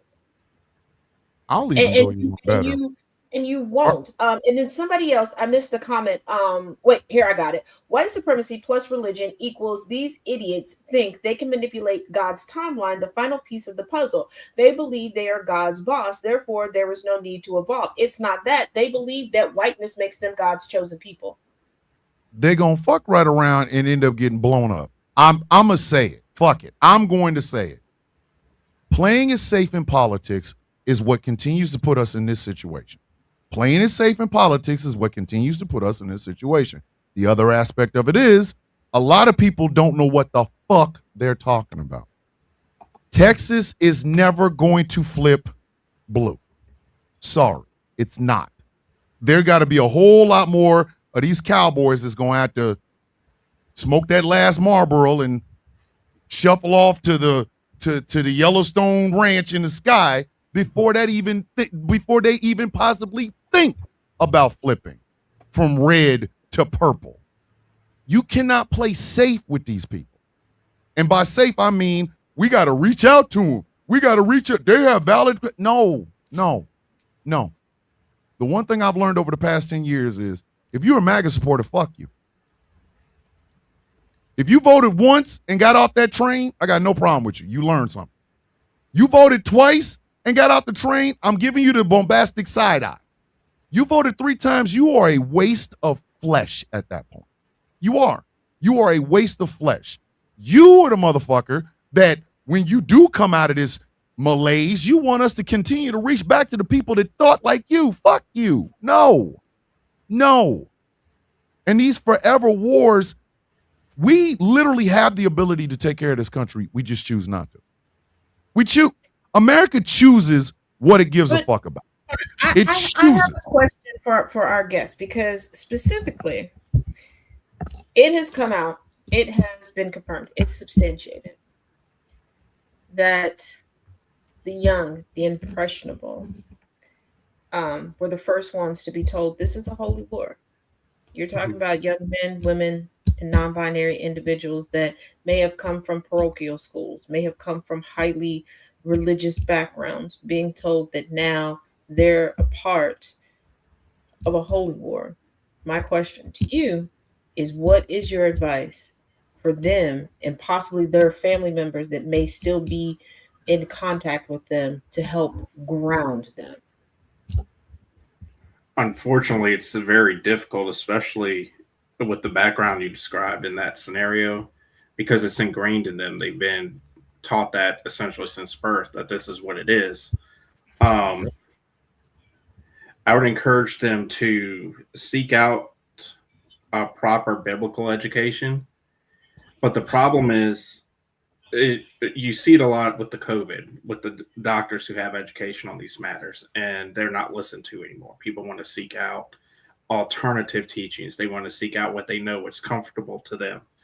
And it's happening in religious circles too. It's no longer like when I get in debates with people, my education doesn't matter. They don't care about my education because their pastor said this is what the Bible says, and that's it.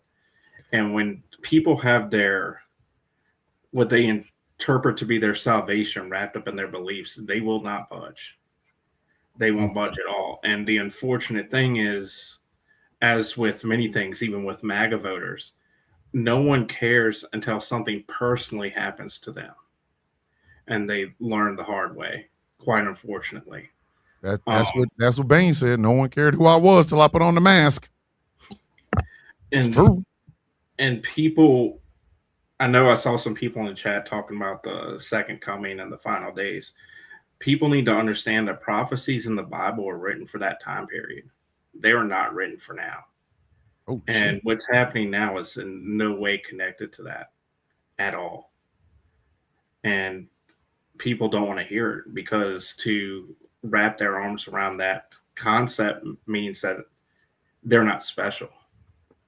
And they've been told they're special this whole time. Like, you think do you really think that's what it is? Like, do you think these people are looking for God thinks I'm special? Is that what it is?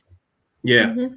Because Jesus' sacrifice in the Bible is taught as a sacrifice for you. He did this for you. For you, it's a personal type of situation, and there is some personal aspect to it. But from my vantage point as a universalist Christian, it's more for the whole of creation. And the American church doesn't. Now, you'll find American churches that teach that. They're in the minority. By and large, the American church teaches this is for you. Your relationship is personal. You need to follow this set of rules that we made up. And this is what it is. And if you veer from this, then you're out of favor. Wow. There's even debates over, like, I don't know how far you've gotten into it, Thomas, but can you lose your salvation? There's been debates over that for ever and ever and ever. Yep. And it's still ongoing. And it's one of the most ridiculous things. And it's used as a fear tactic to stop people from going outside the lines, and to stop people from questioning what they're told in the church. And I remember something about that too. The idea that you cannot be liberal and be Christian, or you can't, like, there was the story the evangelical pastor had preached one day from the Beatitudes, and somebody came up to him afterwards and was like, what was all that woke ideology and shit like that? So it over the past, I don't know, 5-6 years, they have all of a sudden equated faith in God and faith in Jesus to Republican ideals, when Jesus was like literally the most apolitical figure in history. So I can I see what you're talking about. It's just kind of weird though, isn't it? I mean, it's a conversation as old as time. I mean, even in the Old Testament, I mean, this isn't probably the space for this conversation, but like, what was actually going on in the conquest narratives? Did God command them to do that, or did they do it on their own free will and say, God told us to do this, and wrote it down? Oh God, people are literally bad at that shit. They're horrible. God told me to run for president, or God said I can have a jet, or God said I should.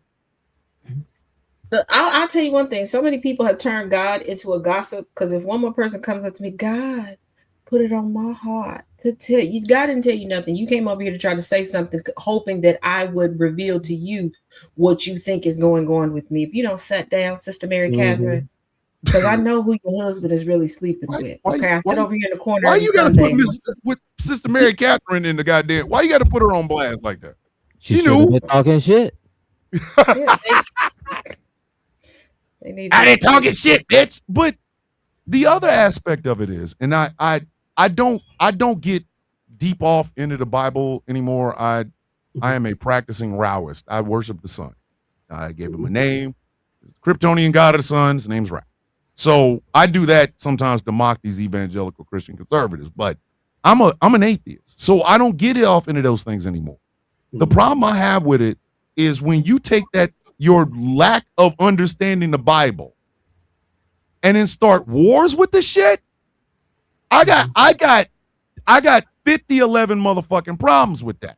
Like you believe. Wait a second. We got to appreciate the comic relief of George, who said only Charleston Heston could be Moses. Oh my God, George! Again. It's true. Yeah. You laugh, but it's true. You all only see the mild-mannered George and you know, yeah, we don't see this George. I I don't know where this George came from, but I like this one. No. Y'all only think that George is just this mild-mannered IT guy, like no. George, I had about 3 seconds of thinking that I broke George, and that was just the 3 seconds in between comments, and then I realized George will break you. Like George will break everybody on this fucking show. George hit you with the Uno reverse quick. Yes. In time, because but okay. Next, so real quick. Next question, because when we have, and you brought it up, Thomas. Everybody is not a Christian. Everybody is not of any of the Abrahamic religions, and given that we have a military that is now telling people that they're involved in holy war, as a theologian, what would be your advice to the non-Christians that are being told this? Because I know I'll be like, oh, them motherfuckers is crazy. Just listen, I don't know who y'all talking to. I didn't sign up for that. I'm talking a way to go. We do have okay, because I'll tell you what my advice is. Hey, when your chaplain start talking that bullshit, just get some hearing aids or make them look like hearing aids and just start playing your own music. Because I wasn't listening to that shit when I went to Afghanistan. Oh, we're going over to Afghanistan for a holy war. Man, fuck you. I'm going over to pay this child support off. But wait, I never lied about why I went to Afghanistan. It was not to express freedom or holy war, bitch. I tried to pay this child support off. Your advice or commentary for the non-Christians that are being told that since they're in the military now, they are now engaged in a war of the holies. Well, that's absolutely ridiculous. And, people do all sorts of things to justify killing other people all the time. And I really don't know. I would just tell them to laugh because that's what I do. I laugh at them. And so you heard that thing that was coming out of several soldiers or several service members that were saying that they were being told, yo, we in a holy war, yeah. Wasn't it in an email? No, it was an email. It was a conversation amongst fucking conversations. They were, and then there were some people that were brought together and told that kind of like, okay, remember when Melania had her movie before they pulled it, and there were people in the military that were like, this is a part of your official duties to buy a ticket and go watch it. It's kind of how they did with this. They're like, you have the honor of being a part of Daddy Trump's holy war. Okay, why you gotta say it like that? Taz, why you gotta say it like that though? This said it.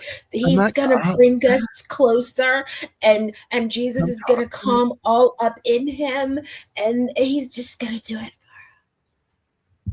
You know, now that I say this out loud, I see why my daddy does not let me do baptisms anymore. Plus, I kept putting bath bombs in my pockets. I see why I stay in time out every Sunday. I ain't playing with her. She gonna try to put the hot, sexy Valley girl voice on the shit, and then that's how I do. First of all, like, ask Jess. Be coming up in what? Jess text. I'm texting Jess every Sunday to try to stay out of timeout every Sunday. Do I succeed? No. I almost bit people today because I thought I was gonna get my donut. Should you bite people in church? Probably not. Would I do it? Absolutely. Why? It's me. I'm a preacher's kid. You know what? Kid. That's gonna be the answer to a lot of questions. Why the fuck did Taz do that? This is her. What do you want me to do about it? Why? It's me. Why? It's me. Hey man, I don't get involved in these things, dog. In a way, I'm not. But it's the holy war aspect of it that pisses me off. Mm-hmm.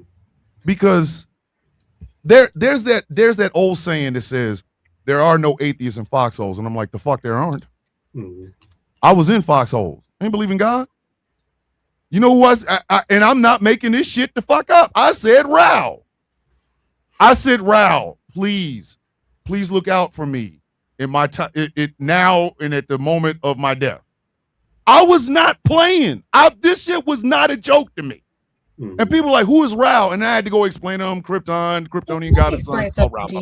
As far back as I can remember, I've been Christian, I think. I don't know. Pretty sure I have been.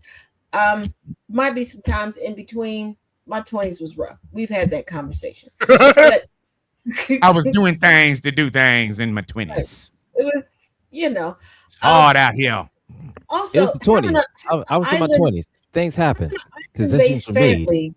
There were quite a few times I probably should have called upon Jesus, and I didn't. Like when I learned how to swim, and my grandfather thought, you know what? How many kids do we have in the family? We can spare to lose one. And he tossed me into the ocean and was like, if she's meant to be with us, she'll figure it out and swim. Your grandfather was an ass. He was. I thought my dad was an ass by throwing me into the deep end of a pool. Your grandfather looked at the whole ocean and said, here, take her. Like, what the fuck? God damn you. I'm not joking about we got enough kids. Grandfather offered you to the Kraken. Because you got to realize, it was like Jesus. My mom, her sister, then a slew of boys were born, and then it was me. They were like, we are capped out on girls. Why you give her and she's like super girly. Like, what we supposed to do with her? Like, she don't want to be outside. She don't want to touch nothing.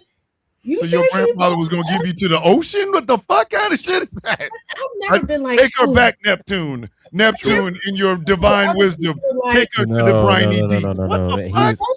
Most of the time, I'm like, please do your job correctly, and then I realized today, how can I put this bluntly? I'm a Christian snob, okay, and I probably need to go to therapy. Okay, at least you're honest about it. Because I was sitting in church today, and I was getting irritated by the incorrectness of someone, and I literally started taking notes to grade them like I was in class teaching. Okay, it is Sunday. I'm not in class. I'm not on the clock. And I was like, Taz, did you really grade somebody in church? And did we can't take you nowhere. We cannot. This is Taz. Have you? I know. I must have just got here. I just met her or something. I just got here. I forgot. My bad. Thomas is new around here. I'm new. I must be new here. My bad. I forgot. And this was, first of all, this was right after one of the teens at the church walked up to me and was like, you got the contraband. Wait a minute. It is not, it's just snacks. I got a snack bag. Can y'all stop saying this like I'm the pusher of the church? Actually, it's the contraband. Yeah, you got that contraband on you. I gave up. Okay, I pulled out my bottle of water, and I opened up my snack bag and I just gave up. I was like, "Heifer, you failed. Like, what? Why are we still here? Shut up. I'm done." Your main girl, thick and thin. I sell contraband.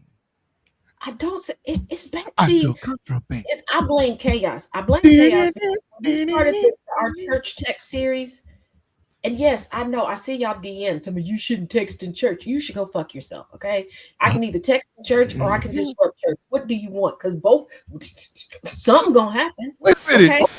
Behaving is not an option. She said you should go knows my heart. Jiminy Christmas. My heart is riddled with the tism. So we're gonna get text. We're gonna get disruptions. What do you want? When he said. Randall said that stop being the plug at church, and people been thinking that I'm slanging other stuff in the church house. Randall said Thomas Bishop, one of my college friends, is a Christian pacifist. Went to Princeton Theological Seminary and graduated. He's never been a pastor. He's been fighting for and supporting veterans' rights his whole life. I'm so glad somebody is, Randall, because goddamn it, don't nobody love us. People love sending our asses to go fight brown people, but they damn sure don't like, decent things like, I don't know, a raise in pay or some shit. I'm going to be honest. Okay, this is going to be confession day. I love some of y'all vets. Love you, Anna. Some of the vets can pack it up. Take a walk off a short. There's some of them vets I ain't fucking with. There's some of them vets I don't even talk to. Fuck them. Like, I'm sorry. If you voted for this. Like the elder Philenial, the piss pot himself. Okay, Pissy 2000.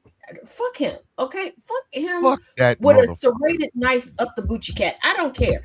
Some vets, I'm like, yes, protect them at all costs. Other vets, I'm like, this oxygen really. Y'all voted for this. No, fuck it. I'ma say it. For every vet that voted for this, you need to get your monkey ass out there and go to this fucking war. I'm not going. I didn't vote for this. Fuck out of here. Let them go. Shit. I have a physical Bible. Nobody says anything when I'm on my phone because I think they prefer for me to be on my phone during. Have you not heard what I do in church? I'm still shocked that I get 4 days. You're a bit of a rebel. You're a bit of a rebel there, buddy. She's a bit of a rebel. You are a Christian rebel without a cause. Like you just rebelling. I got ordained because somebody said something about my tattoos, and I was like, "You want me to?" I was like, "I can cosplay Jesus," and they was like, "What do you mean? I can flip all this shit over." See what I'm saying? I don't think young people, I don't think young service members should go to this shit. I think every MAGA Christian goofball who wanted them some holy war, I think you should wholly get. Like, why isn't Mike Huckabee's ugly ass grandkids in this motherfucking war? He over there talking about I'm gonna be the ambassador to Israel. We ain't calling it the West Bank and Gaza. We gonna call it Sumatra and Sumitra. Bitch, get where them ugly ass grandkids, dog. We can end the war right now. If we send over the Trump grandkids and the Huckabee grandkids, they'll scare the shit out of everybody. Hey, everybody send like, send RFK Jr.'s kids. Send them goddamn kids. They've been terrorizing up by their father. Send them. No, RFK Jr.'s kids couldn't wait to get away from him. They go to war just to get away from him. Have been trying to distance themselves from him for the longest. Okay. Hey, best way to distance yourself is go to war. Shut the hell up. We can't. We don't know what to tell you, dog. Go to war. Do it for Jesus. Go to war.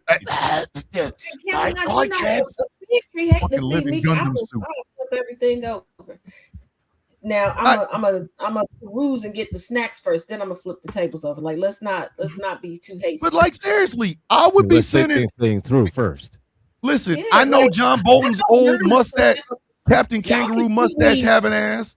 I know. Some unleavened bread, I'll make it work because a snack is a snack in my book. Okay, I'm gonna take a good snack, but I'm gonna get the snacks off the table before I flip the table. We're not wasteful around here. And see, old school Christians had the wine flowing. Okay, I don't know why the new school Christians want to sit there and say we should not take upon the libations. Jesus gave us the libations. Oh my God! Did you just hit him with the? Jesus put weed here for me and you. Did you just do that? Did you just try to hit us with the weed was put here for me and you? Yeah. Did you just do that?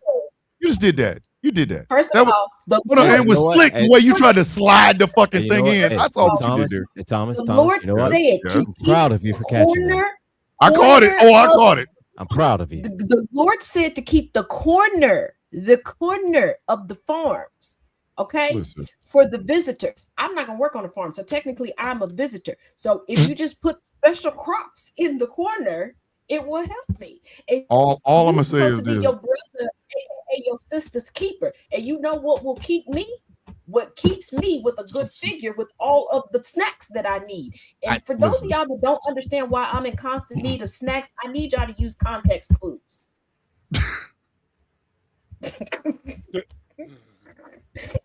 Thomas, they've been really thinking that I'm just eating snack just to eat snack. Y'all need to get it together.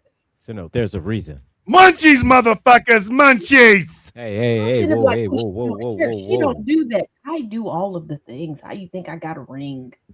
I'm just being dead ass honest. I know John Bolton got some fucking kid. John Bolton's another one with his fucking weird ass Captain Kangaroo mustache having ass. Bitch, your motherfucking ass has been talking about going to. You've been like, we can get regime change in Iran. Get them ugly ass Bolton grandchildren. Now, first of all, if get you them motherfuckers and put them in uniforms and send their ass the fuck on. Bible, I need I'm you not to going. turn. Fuck up. I need you to turn to the book of Trump. Okay, the book of Trump. Okay, the 79th chapter, verse 47. Okay, it says, "Thou shalt send your good German gened drunk family kids off to war and leave the rest of us alone." I ain't going. It also says, I done already made it clear. Fuck y'all. I'm crazy. I'm not going. I'm trying to get people the good word. It also says in verse 48 through 49, "Thou shalt finally free melanoma from the shackles of this shitty marriage." And we are going to free Barron to go over to the UK so he can finally stick his dipstick in the oil reserve of the honeypot that had him calling whatever the UK version of 911 is. Leave us alone. Iran, buddy, boo-boo, booski. If you hear this, if you see this, let me explain something to you.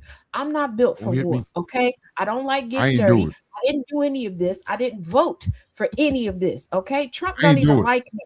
When he was over on Twitter, he don't even like me, man. I'm good. Which is illegal. And the only reason I got over on Truth Social is because he thinks that I'm a big booty white elderly woman named Gertrude. So listen, I ain't got nothing to do with this. Plus, I'm black in the United States. They don't like me, Iran. Now, if you want me to come over, I'll make you a nice pot of gumbo. I'll roll you a fatty. I'll even bring a fatty over there for you. Okay. Look, I know some big booty bitches that'll change your life. If Iranians are hitting the blunts, this war could be over in a week. If the Iranians are hitting blunts, bruh, we can solve this shit tomorrow. I found a lady come to the table. That rolls fatties and then braves the fatties and then smokes the fatties.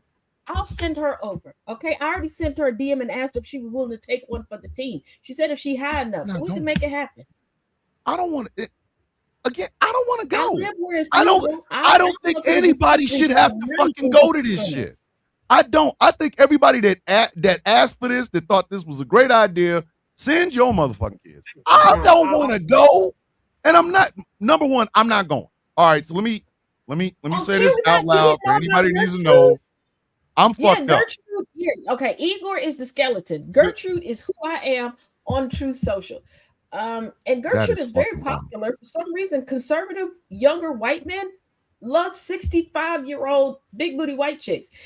And there's the grandmamas. So one big grandmamas look like. Because their grandmothers look like that. The fuck? Well, two, because I mean the age of it is, reminds them of their grandma. Yes. Yeah. They be promising Gertrude all sorts of stuff.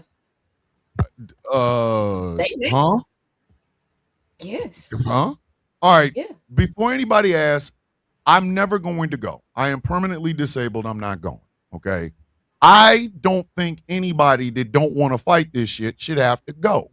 And I think if you are so hell-bent on this religious holy war, then I think you should be the first motherfuckers out there to fight. You should go. And you know what? You should go and stand on the front lines like it's 1782. Do it old school. Just line up and walk towards danger. And as you're walking towards danger, I want y'all because remember, no weapon formed against you can prosper. You crazy evangelicals, just take your Trump Bibles, and I want y'all to look the Iranian military square in the face and just say, "Take me to the king." That's what I want you to do. Wait a minute. Didn't the Iranian person from Iran said he was on the news and this shit had me fucked up. That motherfucker, they was like, so President Trump has not ruled out ground troops with invading Iran. What are you guys prepared? And he's like, yeah, we waiting on them. You don't go to no fighting like that. If a motherfucker tells you we're waiting on you, stay home. Okay. Stay the fuck. And older millennials, I blame y'all for Gen Z. Y'all kept dropping them poor babies off. Don't blame me for that shit.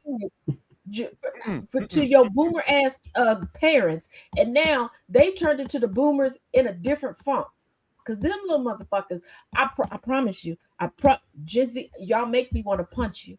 Okay, and to my Gen Z nephews and my niece that's probably watching this, yes, that includes you.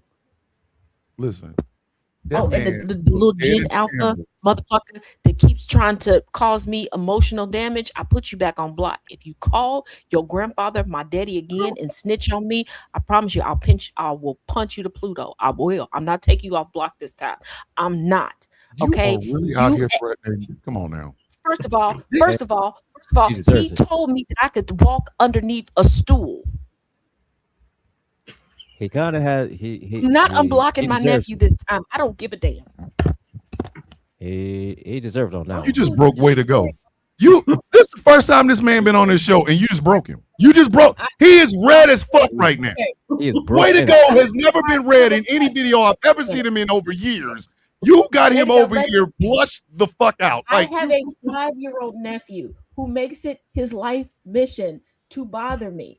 Okay, he sets an alarm. I don't know who the hell taught him how to tell time, but before shows, this little motherfucker calls me, and I blocked him before. He snitched to my dad. My dad threatened me, and I had to unblock him because I was blocking him and anybody else that was telling me to call him. And then he had the nerve to say, "Hey, TT, I missed you. I heard you was coming to see us this week." "Oh, I'm not coming to see you." He said, "Fine. That's why you can completely walk under a stool." Blocked. Wait a minute. This is a 5-year-old. Right? Instant block.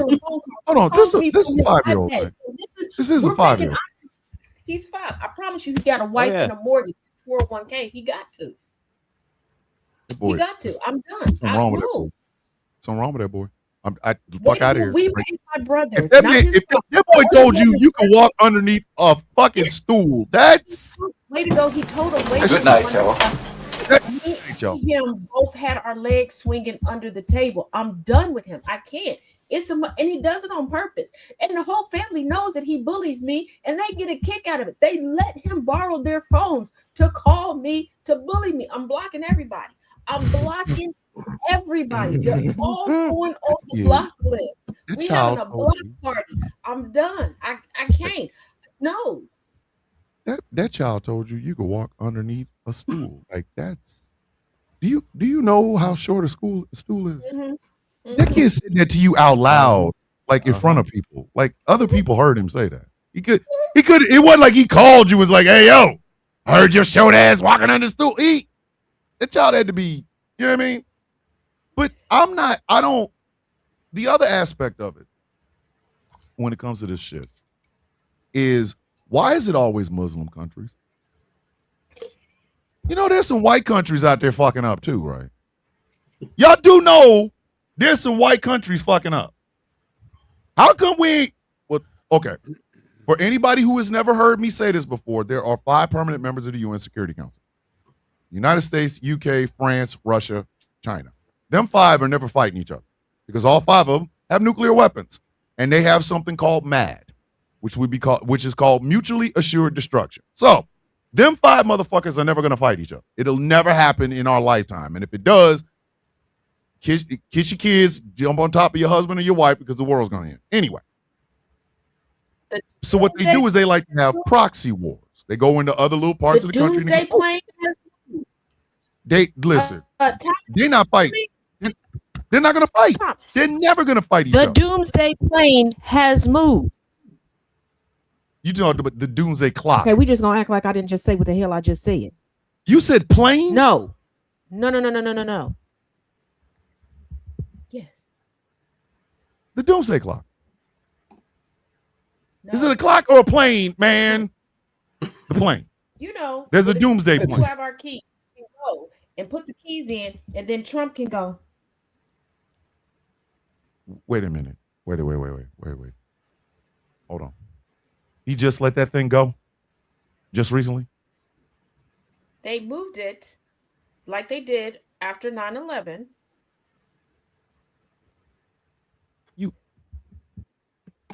We have a dementia-addled orangutan as president of the motherfucking United States. This man is a bag of orange peels with orange snake venom and semen on. What the fuck? Why? If y'all had just listened to that black woman. I don't think he. Maybe I'm wrong. Maybe I'm Was wrong. he really Just think listen that he's the second coming of Jesus? Like, does he? He's I not don't even wanna the go up second beyond coming it. of a Trump. What the fuck are you talking? I don't want to play. Listen. Well, it's 30. Let's wrap up the final thoughts because I don't got no. No, because it ain't even 10:30 yet. If y'all had just voted for that black woman, like, I get it. You didn't like, oh my God, she never said anything about Israel. If y'all had just voted for that black woman,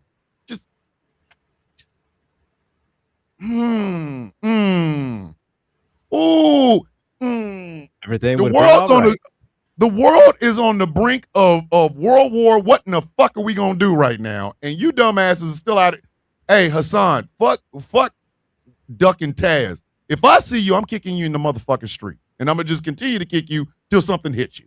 A car, a bus, a train, a plane, the Decepticons, whatever the fuck. Like a go-kart. I just voted for that black woman. Remember her? Remember the cool one that wasn't going to get us in any wars? And remember that? Remember her? Remember? When you complained about her, yeah, her remember laugh. her laugh? Remember her? Remember? You signed up for this. Can you please go touch your husband? No, I don't want to play no more. Boy, so he can take us out of this simulation. I've had enough. And on my nerves. Just for good measure, Jesus, it's me, it's Taz. I apologize for all of my shenanigans, except for today. I don't apologize for today, but all my other previous Sunday shenanigans. So can we get like some extra JC points so we don't have to go through this no more? Like, can you just take him tonight? Or is I'm that gonna tell y'all something. I don't know, but thank you. Amen. I'm gonna be wrong. I'd be willing to accept, first thing in the morning. You know what I mean? If it can't be tonight, I'd accept, first thing in the morning. On that blood clot. Can we? You know what? Fuck it. Obviously, y'all don't know who Clotty has been walking around for a long time. Somebody give super gonorrhea John Travolta's Saturday Night Fever scoop so he can go Hollywood shuffle over onto Trump. Because go touch him. Yeah, say no more, fam. I got you. Hold on, because I think every one of y'all needs to be introduced to Clotty. Clotty is the, he's a blood clot. When you first sent that, I have my phone like over to the side on a stand when I'm teaching, right? It popped up, and I'm like, I'm trying not to laugh. These damn little teenagers, what's so funny? Nothing. Let us see. No. Is it inappropriate? Not answering that. Because if I say yes, y'all gonna make it something that is not. Definitely gonna want to see it. I'm not making the news for that shit. Absolutely not. So if I say yeah, you're gonna want to see it. Let's go, Clotty. Definitely gonna want to see it. Anybody? What happened? Where'd it go? You still here? What? Oh, there you are. All right. Yeah, I went to grab something. Okay. Yeah. So what's up on that blood clot? There's one way to end this by doing that blood. Hey, Claudie, do your job, buddy. Ladies and gentlemen, this is Claudie. This is Claudie. Say hi, Claudie. He's our friendly neighborhood blood clot, and there are several pictures of him.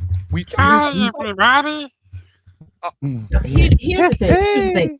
Marla Maples, while you're down at Mar-a-Lago playing the First Lady of Mar-a-Lago, you once said, and I quote, Donald Trump was the best sex I've ever had. Girl, climb on top of that one more time for the one time so we can get this over with. Marla Maples was a virgin, but when she met him, wasn't she? If that's your standard. Out of that, her standards are really, really low. If your standards is her Trump, I kid you not. She said the Lord brought them together. Her standards are very, very low. Marla is only being nice because the child could get some money when this motherfucker dies. No, she really is. She truly does love him, and she has been down at Mar-a-Lago this second term playing First Lady of Mar-a-Lago. Like, this is why I said melanoma. Just run away. Marla is. But when I want a second wife, and there's a problem. Oh, when Thomas say you want a side chick, it's a problem. Well, I mean, that's something you got to discuss with your wife. That's more bullshit. That's the problem. That's something you got to discuss with Mrs. Villain. Listen. We've discussed this. We've had this conversation. You just got to find a community girlfriend, a communal girlfriend, a concubine for the both of you. We are about the world is about to explode. To make it biblical, okay? You got to decide on a collective harem. Okay. All right. Raise your hand. Who wants to die knowing that the last leader you ever had in your life was Donald Trump? Good Lord, no. Hold on. Wait. Hold on. Okay. Think about he's in the comment section. You believe in or don't believe in. Can you imagine getting to the afterlife and you being embarrassed because everybody else, they talk about the time that they passed away, and they got all these bomb ass leaders that was behind them. They passed away at some great times in history. I died in the time of Gandhi. And they gonna look at us like we're COVID. They're gonna not like we got COVID. They're gonna look at us like we are COVID. Okay, they gonna start covering their faces and don't sit at our table. Like they gonna be spraying us down with afterlife. We're gonna die under this motherfucker. We're gonna die under this motherfucker. Out of all the people, listen. I want. I don't. That's what nightmares are made of. I don't want to know because that's making me think. Kendrick made a song called "Watch the Party Die," and Donald Trump is definitely the party killer. That motherfucker. Yeah. Donald Trump. Listen, Donald Trump could fuck up a wet dream. He could. I swear, he could. Donald Trump is the Temu version of Cobra Commander. Commander, yes, he is. That is, yep. Right. I don't want to play no more, man. Why we got to keep coming here? Somebody don't have a look. Let me explain something. You're no more. The White House was built by slaves. You gonna tell me that wasn't a slave left when they tore down the East Wing that couldn't go haunt him? Honestly, the slaves on PTO too. Like I'm not at 92%. We sit this one out, but the slaves. You don't. I want him to wake up. I want him to wake up while Melania is getting dicked down by one of the blackest Secret Service agents she had, and I wanted to give him a heart attack so bad that he croaks. I do. I'm sorry. She's not a black Secret Service agent. We went over this before. I need y'all when y'all get a moment. Google Melanoma Trump's father. Her father looks just like her husband. That is her type. Ew. Ew. Ew. When they say that girls go after their father, she is the embodiment of that. Because I sure the hell did not. Good night, y'all. I don't want to be here. Yeah. You ready to go on some old bullshit ass holy crusade? Featuring some of the Josh said, "Wake up in heaven and look at Jesus and say Trump did something stupid." Huh? I don't want to play no fucking more. I don't. I'm sorry. I'm trying to be as nice about this without crashing the fuck out. I don't want to play no more. Ain't no fucking way in hell the world gonna end and our last leader, the last leader of our life, we got to remember this motherfucker. And what if he lives and we die? Please don't remember. He done some shit. No. He done some shit that took out half the fucking population of the United States, and he alive. He in the half that live. Well, you're gonna have to keep. The only thing that people are gonna have to keep dying. No, the only thing I would have to say to Donnie, that situation is that's I don't it. want to play no more, man. But I don't want to play no more. Like he can't die because he was supposed to make payments to Beelzebub, and he never paid it, and Beelzebub just gonna keep him alive forever and make him suffer. Because that's why he got that gangrene creeping crud coming up on his nussy. Bullshit. So listen, well, Beelzebub is motherfuckers lived in the time. Do y'all understand? People lived in the time of Martin Luther King. People lived in the time of Malcolm X. People lived in the time of Stokely Carmichael. People lived in the time of Cesar Chavez and who we get? Who the fuck do we get? Timu Patton. A motherfucker that he can't wear boots because them goddamn cloven hoofs that he has won't fit in them motherfucker. Killing me, gonna die with him.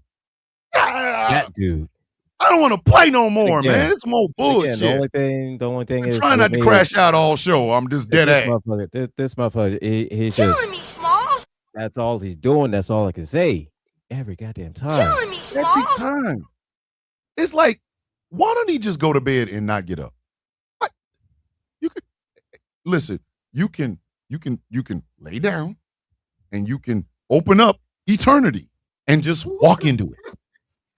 Somebody needs to read a really good, soothing bedtime story.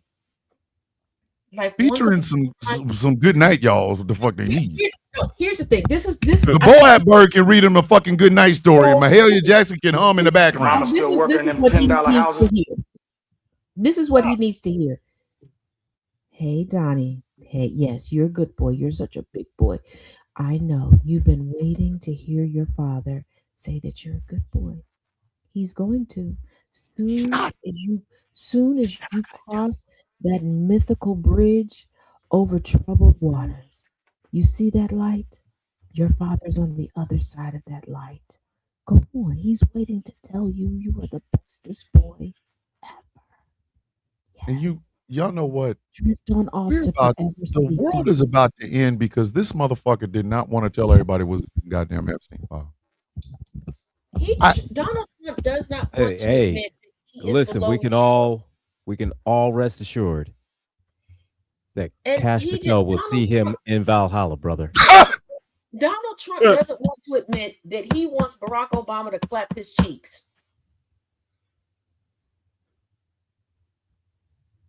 You're gonna see him in Valhalla. Not Valhalla. He's Cash Patel is a Hindu. He wants Barack Obama to clap his cheeks. Like that's what he wants. Cash Patel is a Hindu. Talk about motherfucking Valhalla is 2 blocks away from you. So no. Look here. 2 blocks in another city. So Valhalla's on the other side of town. All right. It's in another state. I'll see you in Valhalla, brother. Well, fucking neither one of y'all are getting into Valhalla. Charlie Kirk couldn't throw a punch in anger in his fucking life. When he said that, I was just waiting. You can see Valhalla from where you're standing. Come down and go, I'm waiting for you all, brother. The Hulkamaniacs are waiting for you at Valhalla too, brother. That man said, we got to watch. I'll see you in Valhalla. I'll see you in Valhalla. First off, as a military person, as a veteran, when we told somebody we got to watch, that was for fallen soldiers that we lost. Okay, that was something we told our brothers and sisters in arms. Don't worry about it. We got to watch. Cash Patel hasn't served Girl Scout cookies. The fuck are you got? How you got to watch? You can. You're cockeyed, sir. Thomas, you out here. The SecDef just recently said that the military has squirters. All right. Wait. I told you. Cars and D. I need you to shift that bitch back up to R and back up. That we use we have what you call squirters that just get right through. My brain. Good night, y'all. Wait. What's a squirter? I don't know. That's Pete Heck. Wait. Pete Hegseth said squirt. He used that word, squirter. Yes. Are you sure it wasn't squatters? Sometimes they get through. We call them squirters. No, he said. Way to go. Is there? I don't have any education in the Bible, but is there a squirter in the Bible? Is it Eve? Is it? First of all, Eve. There is a book of love making, so you could make somebody squirt. You can learn how to squirt. I'm just happy we got it before GTA 6. Jesus, Mary. Listen, Brian McKnight and his nasty ass came up with a song called "Show You How You Put." Like, we just got motherfuckers just walking around with water. Is what we have. We have just water makers. Is that splashing everybody everywhere? They just walking around just in people's face like while they're awake. Is that?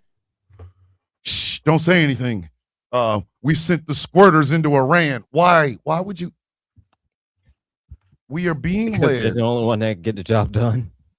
We are being led into World War III with some of the most incompetent. I need y'all to understand how fucking incompetent these people are. Coco the GOAT has more fucking intelligence than he's got that people. Blood clot 2026. Fuck. First of all, Pete Hegseth is talking about squirters, and we've seen his wife, and we know she ain't never let alone squirted. She wouldn't squat. Pete Hegseth wouldn't know an orgasm if it served in papers for divorce. I don't. Pete ain't been in the neighborhood of a squirt. I don't think he even knows how to spell the word. Why are we going to war with these people? Oh my God! I have a firm belief that ugly kids are the result of non-orgasms during conception. And all I'm going to say is look at Pete Hegseth's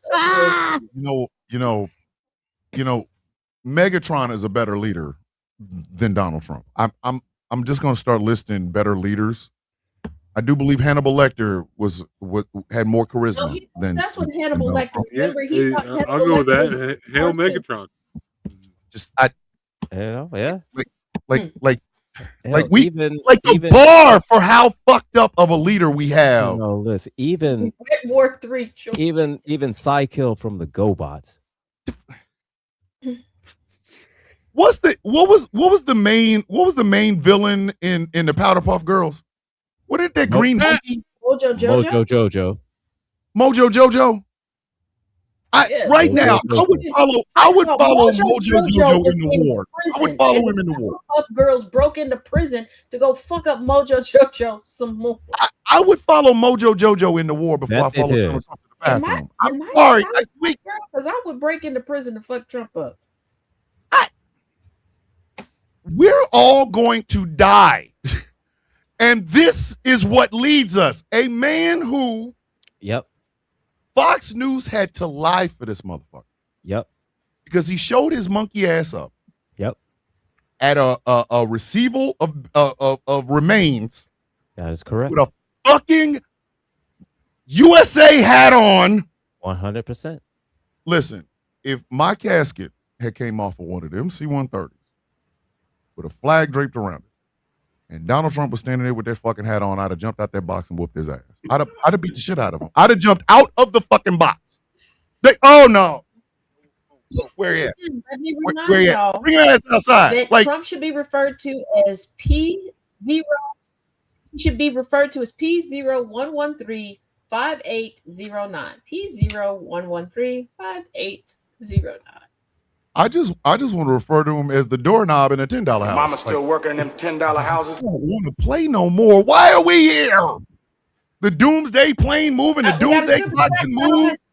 My bowels is feeling doomsday. We ain't gonna be able to see Avengers Doomsday because we'll be fucking dead because of this fucking. I'm trying not to crash out. Oh, we need to go to final thoughts. I'm really fucking trying not to crash out. Thomas, you gonna act like you don't hear me, Thomas. Oh my God, Annabelle with the $2 super chat. Donations. Gifts. Snacks for Coco. Thank you, Annabelle. I appreciate this, but we really need to get the fuck out of here before I start. Listen, I'm trying to do everything I can to make my final thoughts not just basically be me screaming at the fucking microphone. But as always, kids. So it's like every day. Angry. Right now, we are being led by a moldy cinnamon roll. I don't like it here. Okay, we are currently the person that leads us right now. Let's be honest. Basically, a large herpes sore. I don't want to fucking be here right now. Cinnamon roll is a better leader. Okay, this be motherfucker honest. is a cinnamon roll with the hole fucked out. Like I not even popped out, but somebody put their penis in a cinnamon roll and then gave it a suit and made it a MAGA hat. I don't want to play anymore. Pants. Don't do that. I don't want to play anymore. I did it. But we gonna go to final thoughts because I don't want to fucking play anymore. I'm gonna die. Ladies and gentlemen, to give your week a little bit of a kickstart, we like to do a thing called final thoughts here on the Villain's View. And as always, we like to start with our guests. So first and foremost, way to go. I don't know why in the fuck this is the first time you've been on this show. That's on me. Charging to my head, never my heart, because we always try to have two different types of people in it. Number one, always members of the guild. And two, people that are smarter than us about things. You qualify for both of them. Y'all about things. Hold on. Hey.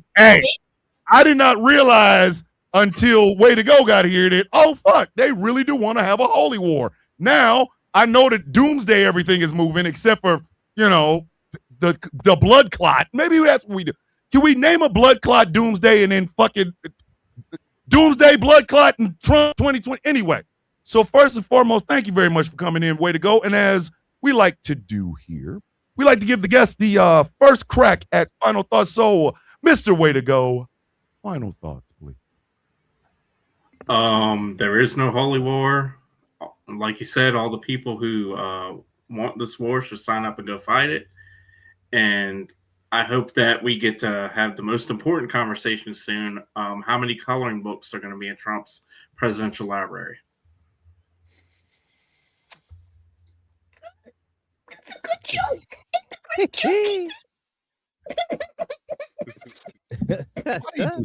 Why did he do that? The man said coloring books in the just dropping. Well, I mean, eventually his library has to move from being a bar into an official. Well, his library went from being a bar with a few trinkets into it to being a website to.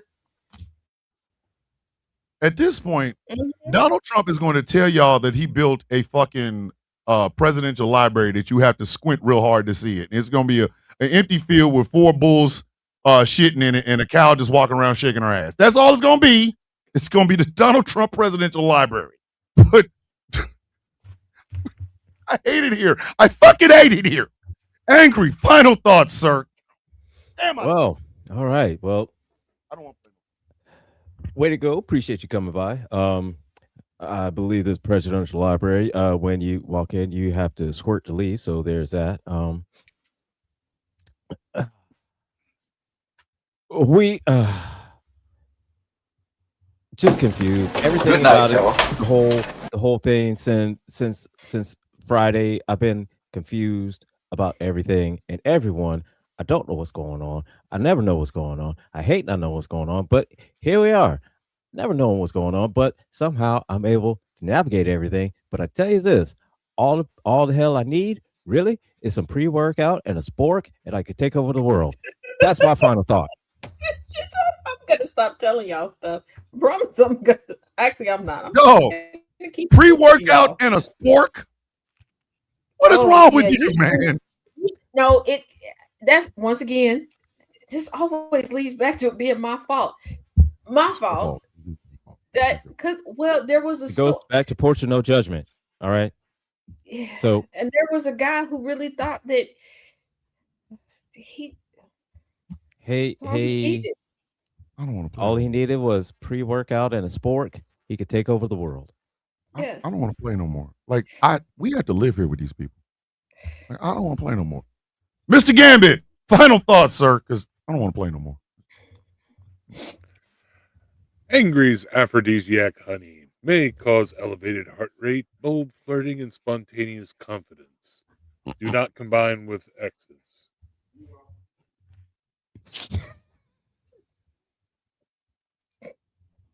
We're gonna be put on a 72-hour.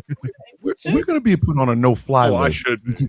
We're gonna get canceled. we're gonna fucking we're gonna get canceled. We're gonna get canceled for that? Are you kidding me? We're gonna get canceled. Just fucking listen. Moms for Liberty fucking routinely goes through YouTube channels. We're gonna get canceled. Did you hear him? They're out here selling that special honey. The honey got something in it. I think the honey got cocaine in it from the narco terrorists.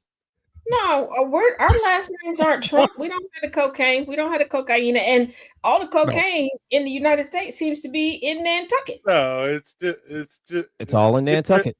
It's really just regular honey with a 5 milligram Cialis crushed up in it. It's just honey with the not that much biscuit crumbles in it. I don't know. Hard honey. Is that what we're doing right now? We're doing hard honey. Is that a thing? Is that what we? That's what's popular. Healthy. Hold on. That's gonna keep the whole block fed. Dog. That's gonna keep the whole block fed. With a healthy hard honey. Is that what we're doing now? Yeah. Fuck. Taz, final thoughts. Yeah. I come to work every Sunday with these people. I do. Oh, yeah. Taz, final thoughts, please. Hard honey. All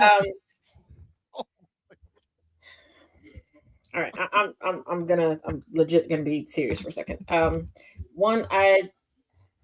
those of y'all that take any of my classes, that watch the Taz Effect, that watch any of my breakdowns, now is the ultimate time to do your best to educate yourself. We are stuck in this Groundhog Day of history, and the outcome keeps getting worse because even though the answers to the test are written on the board in front of you and all over the desk that you're sitting at, you're willfully refusing. And before you scream and holler and howl at a moon that does not exist in this comment section, I'm going to hold your hand with my dog's paw and walk you through this.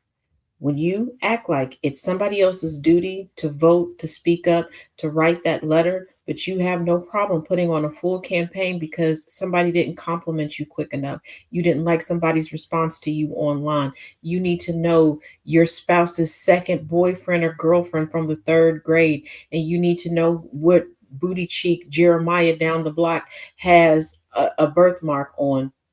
Miss me with it. You all hone FBI level detective skills every single day on social media, but you don't use it to get the equity that you need in order to survive. You want to be the Archie Bunkers of society and complain about never being able to thrive. This is not a perpetual episode of the honeymooners. We should not be defined by struggle. We should not be paying for other people to live a life that we window shop. And everyone whose feet touch this stolen, blood-drenched soil should be able to lay down at night and know that they can wake up in the morning in their home safe, and they can actually go out and live their best life and live their dreams and work towards something instead of working away from something for the sake of sanity. You can no longer blame MAGA. You can no longer blame this person or that person. You've been complicit too. You have given away your power. You've reclaimed nothing. You scream about matching energy, but you haven't even popped an energy drink for civil rights. That's what I got. All right. And as for my final thoughts, Friday, I was visited by an old Army friend of mine. who is now a first sergeant. And I had absolute tears of joy, real tears of joy, because I had saw where she had began, and she was there for me when I didn't think I was going to make it. And to know that she is absolutely on her way to being probably one of the best sergeant majors of the Army has ever produced, it literally gave me goosebumps. Not for myself, but for her. I remember every soldier that I ever had a chance to mentor from the moment I put on those stripes. Some are still in the military, some are not. To every man and woman that puts on the uniform, I'm sorry. I am sorry. You give 110% of everything that you have every single day for some of the most unappreciative human beings on the face of the earth. Now, that's not everybody, but that is a lot of people.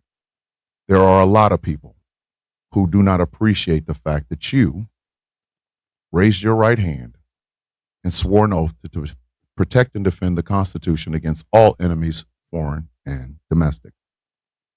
Some of the people that do not understand the sacrifices you made are people who've made those sacrifices themselves, because they are the ones that put you in this precarious position where you are on the eve of probably having to do a ground war that you didn't ask for, being mistreated by a country that once you come back, you will not be treated the way you should be.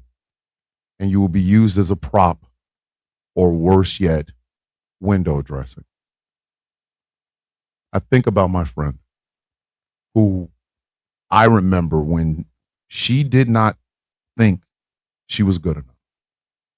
And I remember telling her words of encouragement, not for myself, once again, but for her, because she needed to hear them. She was the one that announced to me that I was getting promoted to staff sergeant. I still have my plaque from when I got promoted, still have it signed. And on the back of it, she has a big old wad of cheese because she calls me cheese because I smiled all the time, or mac and cheese. I called her Bright Eyes, and I will never tell anybody what her real name is, but yeah. You deserve better. You always have. You have always been the best of the best. It didn't matter where you came from. It didn't matter what circumstances led you to wanting to be a member of the United States military. You took the time and the effort to get yourself in shape, to always make weight and tape, to get into those PT tests and pass them, to always go and qualify with your weapons. I know the sacrifices that you made, the time spent away from your mom and your dad or your husband, your wife, your kids, your grandkids, and things of that nature. I know it intimately. And yet, year after year, election after election, nobody seems to think about you when they decide who to put in office. Because if they did, they wouldn't put the people in that they do. Pete Hegseth is not the leader you deserve. Your honor and dignity doing the job is so much better than having that drunk as your Secretary of Defense. Donald Trump does not deserve your honor, because that man has never known sacrifice the way you have. Because again, I know I did the job at the highest level. You deserve better than having politicians play pussy while your lives are the ones that are put on the chopping block. You deserve better than simply a folded flag. You deserve more than free drinks or free food at Golden Corral or Cracker Barrel or wherever. You deserve to be honored. Whether you did 3 years or 30, you still deserve that honor, because you did something that only 1% of the United States will ever do. And on the eve of yet another Benjamin Netanyahu production, you will be going to war. It's not the first time you have been trained for this. But throughout everything that you've done, you are always better than the people that sent you to these places, whether they're Democrat, Republican, I do not care. You are always better than them. You deserve more than this. The only thing I can tell you, one old vet, to every one of you that are in uniform today, is this. Remember your training. Remember the man and woman to your left and your right. Everyone comes home. Everyone. Doesn't matter if it's a little bit of them or just their dog tags. You never leave a fallen comrade.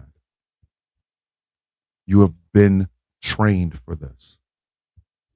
And as long as I have breath in my body, I will fight for you, even though I'm no longer in uniform.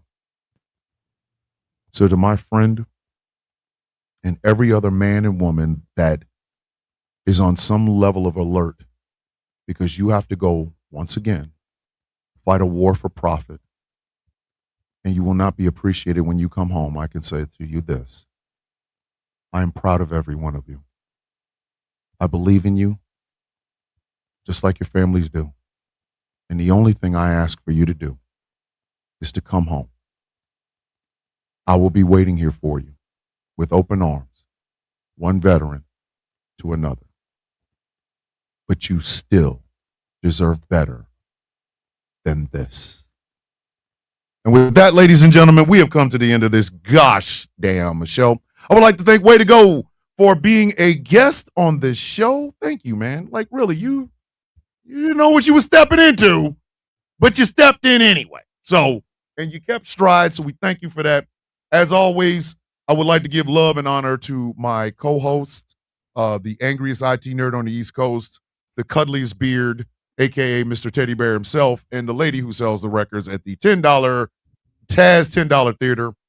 And to all of you who have listened and watched, thank you very much for watching. Thank you very much for listening. Stay tuned after this show for Conversations with T. Nathan on these GCPR airways. And as always, ladies and gentlemen, we will see you all in 7 whole days. The villains are out. Good night, everybody. Night, y'all. Gonna see you later and shit. I'm gonna play the outro.